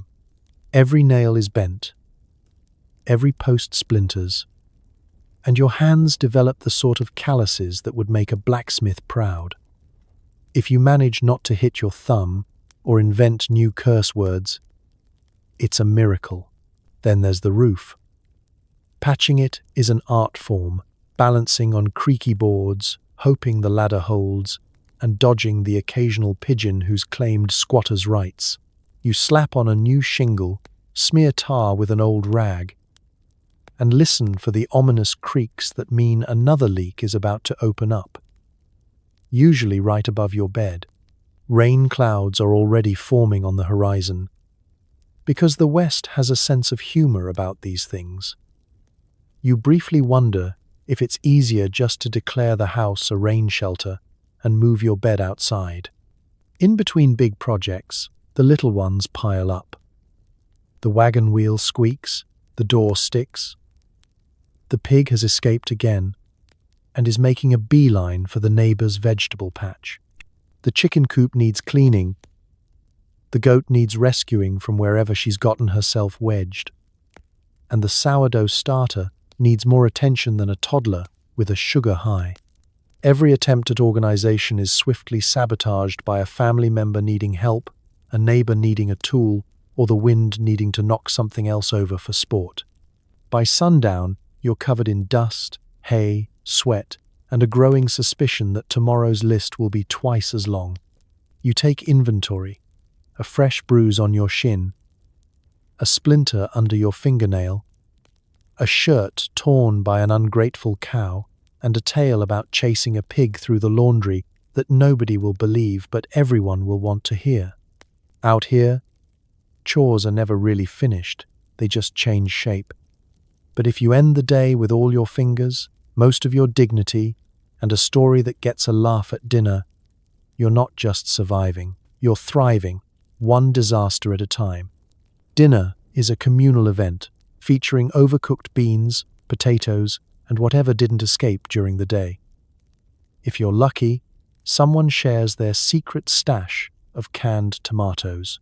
As the sun slinks below the horizon, the whole homestead gravitates toward the kitchen, or whatever passes for it, a room thick with the scent of boiling beans and the promise of slightly burnt food. Dinner in the Wild West isn't just a meal. It's an act of group survival and a nightly negotiation of egos, appetites, and culinary improvisation. The table groans under mismatched plates, cast iron pots, and a centerpiece that's either a wilted wildflower or a very determined weed. Everyone has their own job. The cook, naturally, is in charge, wielding a wooden spoon like a sheriff's badge, swatting away would-be taste testers with all the mercy of a rattlesnake. The rest are on chopping, fetching, or just stand there and stir so it doesn't burn again duty. Competition for prime ingredients is fierce. Whoever found the last potato in the bin is a local celebrity, and the one with a can of tomatoes tucked away is courted like visiting royalty. Every so often, there's talk of the Great Tomato Incident, a legendary feud involving a stolen tin and a suspiciously red-stained apron. Food is served with a mix of pride and apology. Beans have simmered since noon, slowly achieving a texture somewhere between glue and gravel. Potatoes are boiled, roasted, fried, or all three, depending on how many times the fire went out. Meat is a rare guest, and when it appears, it's immediately eyed with suspicion. Was this the rooster who crowed too loud, or a mysterious donation from a neighbor with an empty pen? No one asks too many questions. If it's edible, it's on the menu. Overcooking is not a flaw, it's a defense mechanism. Better to eat something charred than risk whatever bacteria made it through lunch. That explains the beans, which can be used as insulation once cooled, and the biscuits, which double as paperweights during windy evenings. Those who complain risk being put on dish duty, or worse, being volunteered to cook the next meal. Dinner conversation is an event in itself. Everyone is hungry, everyone is tired, and everyone has at least one story to tell about the day's mishaps. The bravest souls share their secret stash of pickles, the last onion, or, on truly festive nights, a jar of preserves that's been hoarded for months. Sharing is strategic. A little now in exchange for help later. or as a peace offering after yesterday's incident with the runaway pig. Children jockey for the seat farthest from the beans, adults recount the day's victories and near misses, and someone always brings up the subject of who owes whom for last week's bread. The unofficial competition is who can get the crispiest piece of whatever's left in the pan, while the official competition is pretending you don't mind cleaning up. As the meal winds down, plates are scraped, leftover beans are scooped into the same battered pot for tomorrow, and someone tries, usually unsuccessfully, to claim they're too full to help with dishes. The cook, having survived another evening, retires with a sense of accomplishment or, at the very least, relief that nobody's started a food fight yet. And as the group drifts from the table to the porch, trading stories under the stars, the simple comfort of a shared meal settles in. Laughter echoes through the dusk, the goat is finally coaxed off the woodpile, and someone produces a harmonica for a tune that's mostly off-key but perfect in its own way. In the Wild West, dinner is where the day's battles are set aside. Charred beans become a badge of honor, and if you manage to leave the table full and friends with your neighbor, you've truly won the West, one overcooked potato at a time. Night falls. The choices are listen to tall tales by the fire, join a fiddle dance, or try not to get dragged into the nightly brawl at the saloon. The line between fun and felony is very thin. Evening in the Wild West is when the day's rough edges smooth out, at least until someone throws a punch. The air cools, the sky goes indigo, and the dust settles just enough for everyone to emerge, blinking, into the starlit hush.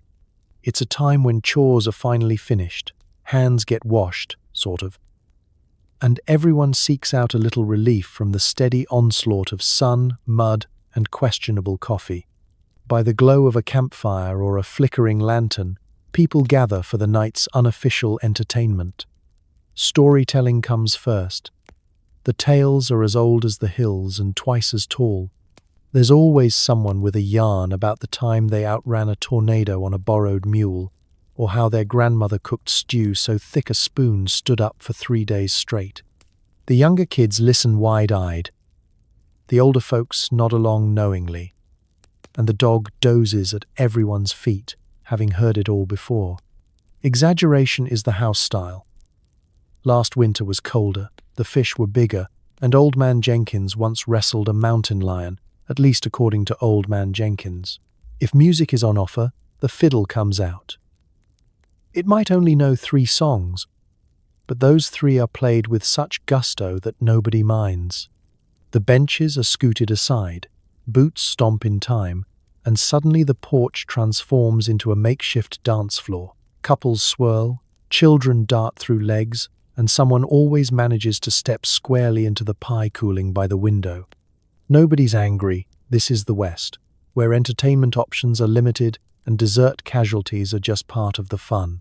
The more adventurous, or reckless, make their way to the saloon, where the definition of evening entertainment expands to include high-stakes card games, impromptu arm wrestling matches, and a running debate about whether the piano is out of tune or just ahead of its time. The brawl is never scheduled but always expected. Maybe it's a dispute over a poker hand, a sideways glance at the wrong hat, or just the simple fact that someone called someone else's chili soupy. The barkeep keeps a loaded shotgun behind the counter, not so much for protection as for crowd control and occasional percussion during a rowdy chorus. Back at the fire, the stories flow as freely as the cider. Someone produces a harmonica or a battered banjo, and soon there's a group sing-along, the lyrics getting more creative with each verse. Laughter rings out, echoing across the yard and into the fields, where the livestock settle down, and the coyotes pause to listen, perhaps rating the performance before resuming their nightly howls. Meanwhile, the porch crowd debates local legends and personal bests. Who can spit a cherry pit the farthest? Who survived the worst storm? Who will end up with the most spectacular black eye tomorrow morning? A few brave souls practice rope tricks, trying to impress anyone within view, and everyone else places bets on whether they'll succeed or end up tangled. And for those seeking quieter amusements, there's always a game of checkers, a deck of cards missing a few key numbers, or a midnight walk beneath the stars. The night is alive with possibility. A last chance to unwind, connect, and remind yourself and your neighbor that survival isn't just about endurance, but about finding joy wherever you can. Out here, fun is what you make of it. Sometimes a dance, sometimes a story, and sometimes a black eye that comes with a great tale for tomorrow's breakfast. In the Wild West, the entertainment is always homemade and usually a little bit dangerous. At last, you crawl back into your lumpy bed. The walls creak, the wind howls, and something is definitely moving in the corner. But if you're lucky, the worst you'll wake up to is a rooster crowing, unless it's another gunfight at dawn. Nighttime in the Wild West isn't for the faint of heart, or for light sleepers. Your mattress is a patchwork sack of straw and mystery, lumpy in all the wrong places, and suspiciously warm in others. You pull the thin blanket up, hoping it covers more of you than it leaves exposed. Every spring in the frame and every crack in the floorboard announces your slightest movement, as if the whole house is whispering, "Good luck," with a creak and a groan. You lie back, listening to the nightly symphony, the wind rattling the windows, the occasional clatter from the kitchen. Is that the cat, or has the goat staged another midnight raid? And the distant, melancholy notes of a harmonica played by someone with either deep emotions or a bad sense of pitch. Somewhere outside, coyotes yip at the moon, and inside, the old timbers settle, reminding you that this house has weathered more storms than you have hot dinners. Darkness here is absolute. The only light comes from the dying glow of embers in the stove and the faint stars sneaking through chinks in the walls. You tuck your boots under the bed, no sense leaving them out for scorpions or that overly inquisitive pig. Your hat makes a decent pillow, provided you can shake out the feathers first. You try to relax, but the peace is deceptive. Every shadow is suspect. Was that movement just your imagination, or is the mouse from last week's biscuit incident back for a rematch? Your mind invents a parade of possible intruders: mice, snakes, the neighbor's child on a dare, or Old Man Jenkins searching for his lost dentures. Each sound is a test of your courage, or at least your willingness to pretend you didn't hear anything. The wind finds every crack in the walls, whistling like a homesick train. On cold nights, you burrow deeper, debating whether to risk a dash to the stove for another log or just accept your fate as a human popsicle. On hot nights, you sweat and stick to the sheets, fighting for any hint of a breeze while the dog sprawls across your legs, snoring contentedly and refusing to move. If you're lucky, your bedfellow is just the dog. If you're less lucky, you share with a chicken, a goat, or, once, an entire family of field mice who have zero respect for personal space. Boarding houses have a way of blurring the lines between man and beast, especially when it comes to nighttime accommodations. Privacy is theoretical. You're just one blanket fold away from someone else's elbow or hoof. Just when you're almost asleep, a noise jolts you upright.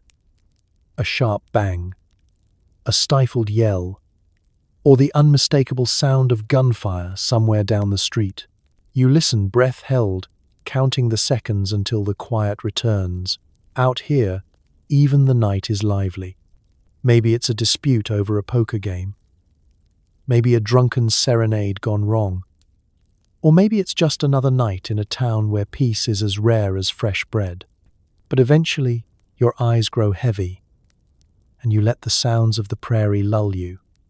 Maybe you'll wake to the crow of a rooster, or maybe to Mrs. Stover's bellow announcing breakfast. Either way, you made it through one more night, a little wiser, a little wearier, and, miracle of miracles, still mostly in one piece. Because in the Wild West, sleep is both an act of faith and a minor victory. And if you make it to morning without losing your boots, your nerves, or your favorite pillow to a chicken, you've truly survived the night. It's laundry day, which means you're about to reenact a battle scene with a washboard and a bar of lye soap that could strip paint. The water's gritty, your hands go numb in 3 minutes, and the dust settles on your clean shirt before it's even dry. Spoiler: nothing smells fresh, but everything smells strong. Laundry day isn't so much a chore as an event, an epic slow-motion wrestling match against the twin forces of grime and futility. You start by hauling water from the well, sloshing it into the biggest tub you can find, and realizing that by the time you're done, you've spilled enough to make a small pond beside the porch.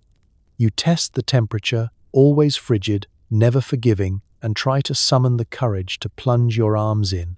Out here, cold cycle isn't a laundry setting, it's the default. And you can tell who's been on wash duty by the redness of their hands and the distant look in their eyes. You survey the laundry, shirts stiff with sweat and dust, socks that can almost stand on their own, undergarments you barely recognize. Everything carries a unique bouquet: wood smoke, livestock, beans, and the unshakable aroma of hard work.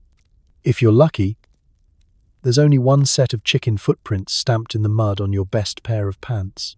If you're not, the pig has claimed your laundry pile as a nap spot again, and now it's you versus stubborn pig hair for the rest of the day. Armed with a washboard and a bar of lye soap that doubles as a household disinfectant and a mild weapon, you get to scrubbing. The soap bites into your knuckles, peeling away not just the dirt but possibly your fingerprints. Every article gets a thorough beating, scrubbed, dunked, and wrung out until you're not sure if you're washing clothes or churning butter. The water quickly turns brown, then opaque, and then you pretend it's still getting things clean. You can't change the water too often. The well only holds so much. And there's always a neighbor needing a bucket for their own dust collection. Rinsing is a test of patience and skill. If you don't wring out the soap well enough, your shirts will dry stiff as boards and itchier than a wool sock in July. If you do it right, you're rewarded with clothes that still have a faint hint of soap, plus whatever dust the wind blows your way while they're on the line. Hanging them out is its own gamble. On a breezy day, you watch as your shirts snap like flags, occasionally making a break for freedom across the yard. On a still day, dust and stray feathers settle gently on your fresh laundry, so by the time you fold it, it looks like you never started. Drying racks? Those are for city folks. Out here, it's fences, bushes, and the occasional goat if you can distract her long enough. The laundry line sags under the weight of 3 days' worth of effort, and you keep one eye on the sky for rain, which always waits until exactly 10 minutes after you've finished hanging the last pair of socks.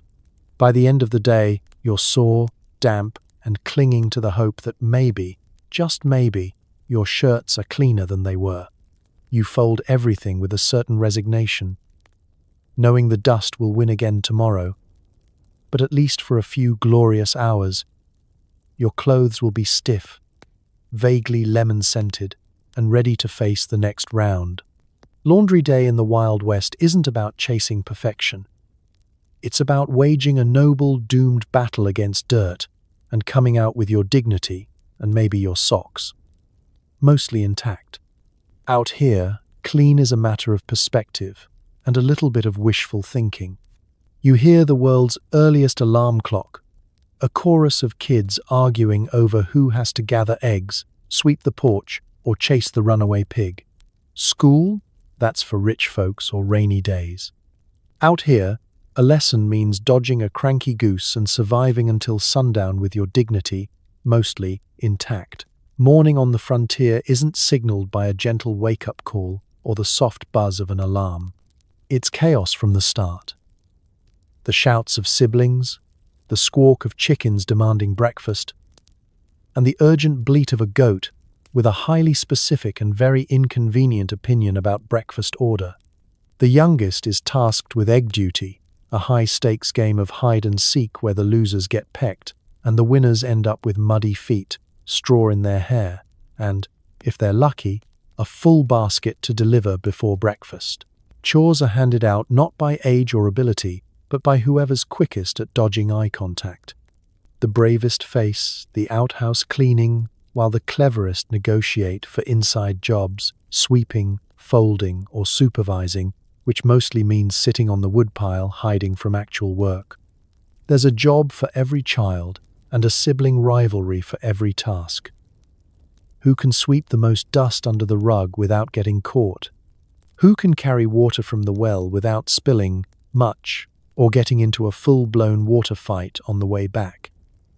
In the Wild West, these are essential life skills. Afternoons blur into an ongoing open-air gym class. There are fences to climb, goats to herd, and calves to wrangle when they slip through the rails. The older kids coach the younger ones in the fine art of barn door wrestling and steer clear of the rooster, who has a running tally of grudges and a talent for sneak attacks. Sometimes, if the chores are done early and nobody's counting the eggs too closely, there's time for invented games, kick the can, race to the creek, or dodge the wasp nest, a perennial favorite that ensures the local doctor keeps plenty of vinegar handy for stings. Education, when it happens, is practical.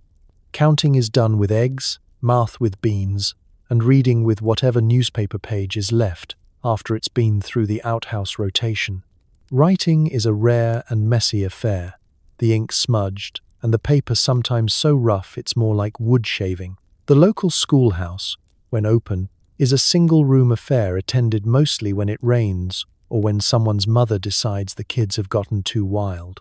The lessons are simple: pay attention, stay awake, and don't antagonize the teacher, who doubles as Sunday preacher and will not hesitate to remind you of your behavior in front of the entire congregation. But frontier childhood isn't just about chores and practical math. It's about learning resilience, creativity, and the fine art of avoiding work when the adults aren't looking. The world is both a playground and a battlefield. There are frogs to catch, wildflowers to gather, and tall tales to invent about the mysterious monster in the root cellar, actually just a disgruntled possum, but why ruin the fun? As dusk settles in, the day's lessons are clear. Never underestimate a determined goose. Don't trust your brother with the last biscuit. And always check your boots for spiders before putting them on. The kids drag themselves inside, dirty, hungry, and triumphant. They've survived another day, avoided disaster, and have a pocket full of rocks, stories, and maybe a frog or two as proof. Out here, childhood is equal parts work and wonder, and every scraped knee or muddy face is a badge of honor. If you make it to bedtime with your dignity, mostly intact, and your chores, mostly done, you've earned your place in the wild, joyful, chaotic tradition of frontier kids everywhere. Every so often, a traveling preacher blows into town, Bible in one hand and a suspiciously heavy carpet bag in the other. Suddenly, everyone's on their best behavior, at least until he leaves. His sermons double as social hour, local news update, and, if you're unlucky, a surprise intervention about your saloon habit. A visit from the preacher is the closest thing the West gets to a holiday. The word spreads quickly. Someone saw a dust cloud on the horizon, a stranger with a serious hat and an even more serious frown stepping off the stagecoach. By supper time, front porches have been swept. Boots have been hastily shined, or at least wiped on the grass, and every child has been warned. If you misbehave, he'll tell Santa and the sheriff. The preacher's arrival is an event. He makes his rounds, shaking hands, offering blessings, and, if you're slow to respond, reminding you in a booming voice that the good Lord sees all. His carpet bag clinks with the promise of hymnals, tracts, and the occasional jar of mysterious healing tonic for those in need of a miracle, or just a strong drink disguised as spiritual medicine. Sunday morning, the boarding house transforms. People wear their best clothes, which means the shirt with only one rip and the skirt with the fewest patches. Everyone files into the parlor or the little church on the edge of town, where the preacher sets up camp. His voice carries like thunder, shaking dust from the rafters and waking up anyone who tried to sneak in a nap on the back pew. Hymns are sung with gusto, sometimes even on key, and the preacher's sermon is equal parts fire, brimstone, and the local weather report. But church is more than just religion. It's where the real news gets shared. Who's courting whom, who's expecting a baby, who's left town in a hurry, and why. The preacher knows how to work a crowd, praising the hard workers, gently chastising the lazy by name, and always keeping one eye on the back row, where the poker players and saloon regulars sit, hoping to avoid a personal anecdote. When the sermon's over, the socializing begins. Children dart outside to race stick horses, women compare recipes, and the men cluster around the preacher's carpet bag, eyeing it with suspicion. Sometimes, if spirits are high, there's a potluck, each dish more mysterious than the last, but always greeted with enthusiasm. The preacher makes the rounds, collecting confessions, resolving disputes, and sometimes brokering truces over whose rooster really crows first at dawn. Then come the house calls, short visits just to check in that have a way of stretching into polite interrogations. Did you make it to church last week? Are you keeping up with your chores? Any troubles you want to confess? The preacher listens, nods, dispenses advice, and, if he's in a good mood, shares a tale or two from his travels. Stories of distant towns, epic dust storms, and that one time he baptized an entire flock of sheep by accident. If you're especially unlucky, the visit includes a private intervention about your saloon habit or your enthusiastic use of language. He'll quote scripture, offer alternatives, and remind you that the eyes of the community and the Lord are always upon you. Most folks nod, promise to do better, and then proceed to immediately resume their usual habits as soon as the preacher's hat disappears down the road. By the time he leaves, the town is both relieved and a little lonely. The porch sweeps get lazier, the saloon grows lively again, and everyone quietly hopes they made a good impression, or at least avoided becoming the star of next Sunday's sermon. A preacher's visit brings order, news, and just the right amount of fear to keep everyone on their toes.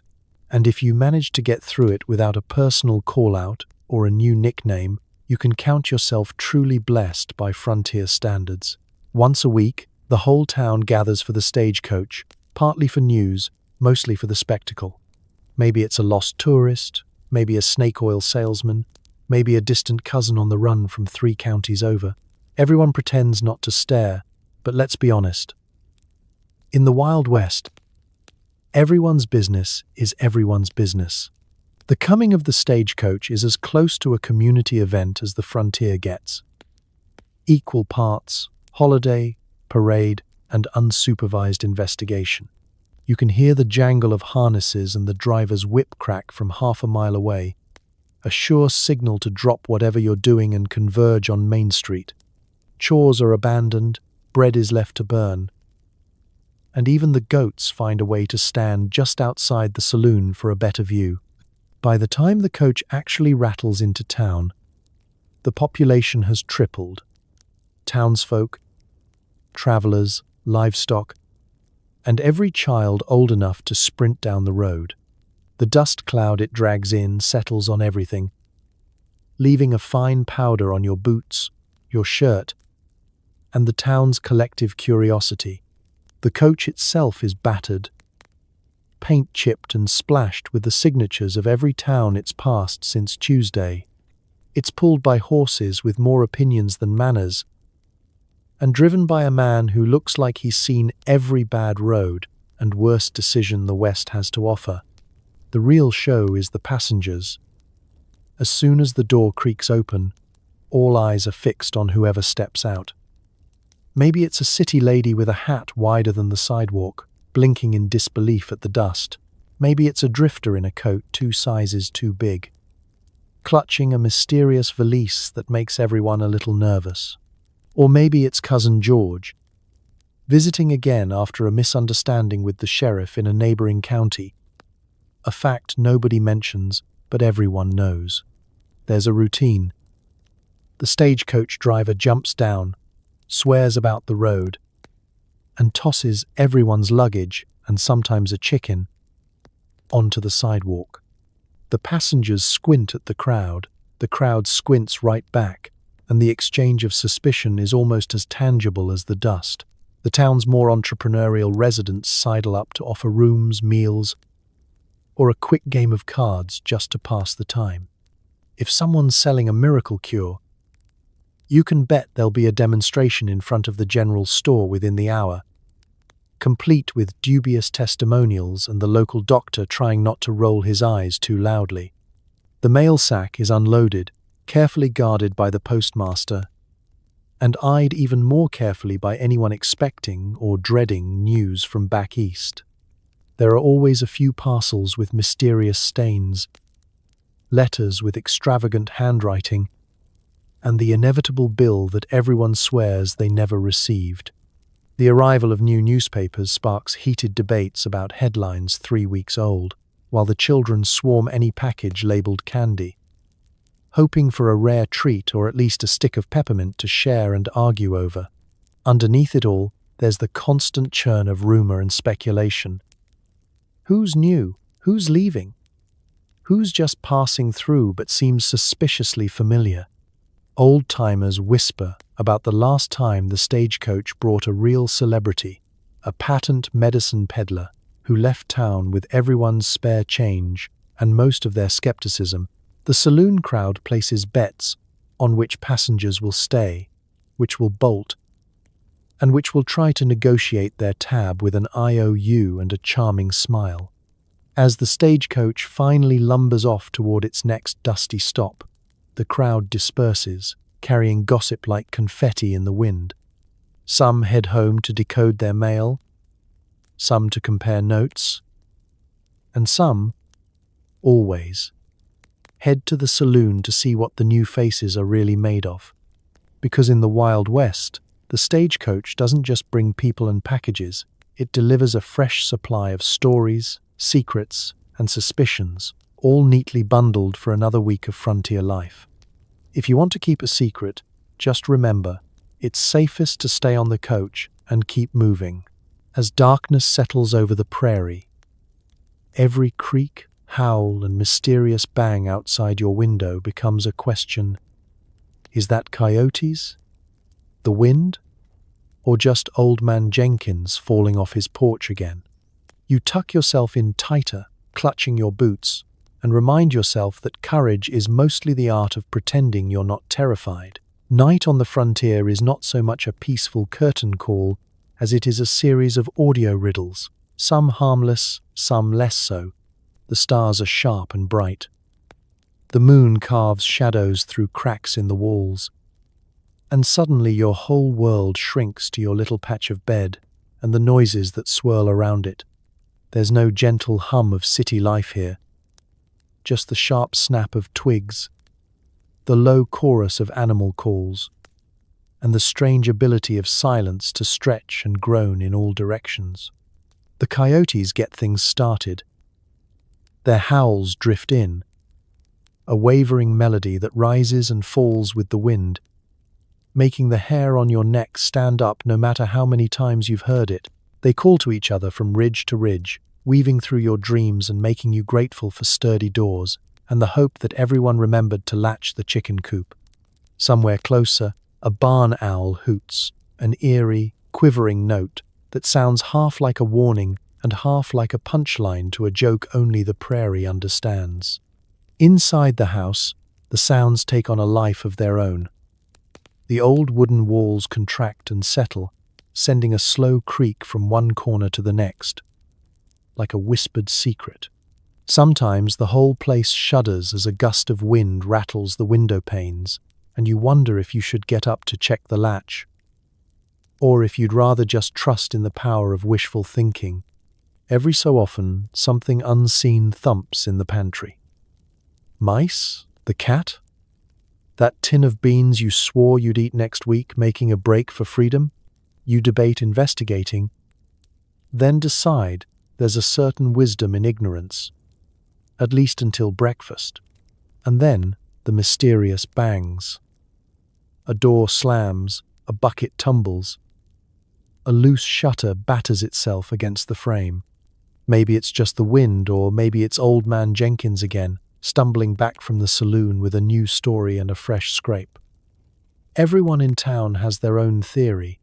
Some blame ghosts, others blame raccoons, and a few are convinced the local goat has learned to open doors.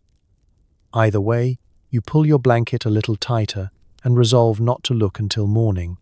Occasionally, you catch a more human sound.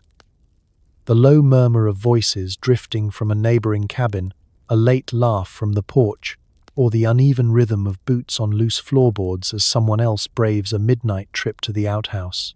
There's comfort in those noises too, a reminder that you're not the only one awake, that life continues even as the prairie pretends to sleep.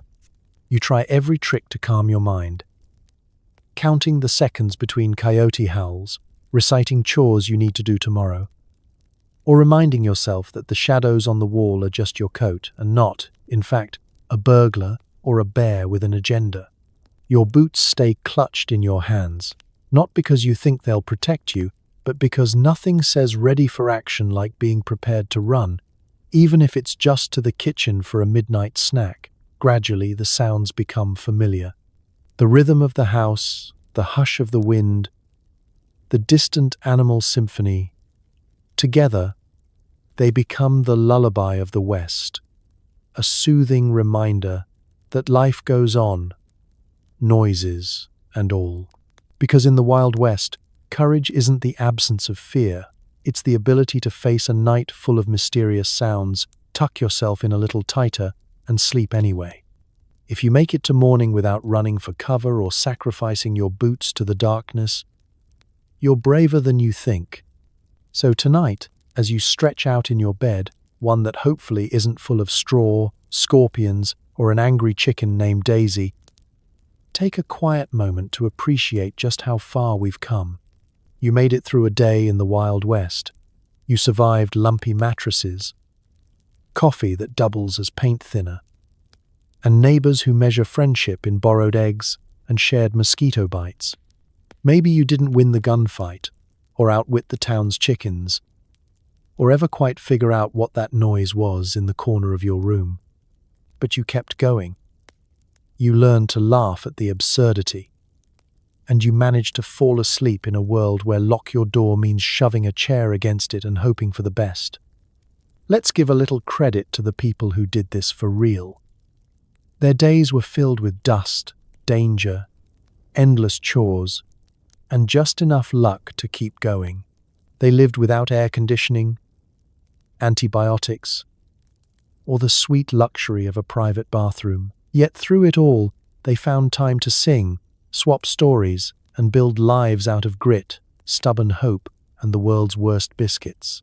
So, as you drift off tonight, wrapped in warmth and surrounded by all the comforts your frontier ancestors could only dream of, maybe send up a quiet thank you for running water, soft sheets, and a lock that actually works. Because the Wild West wasn't just a place, it was a test of patience, persistence, and really creative problem-solving.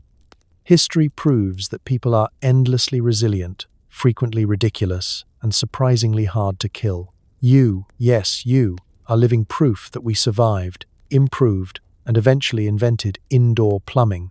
Sleep easy, partner. The chickens can wait until morning.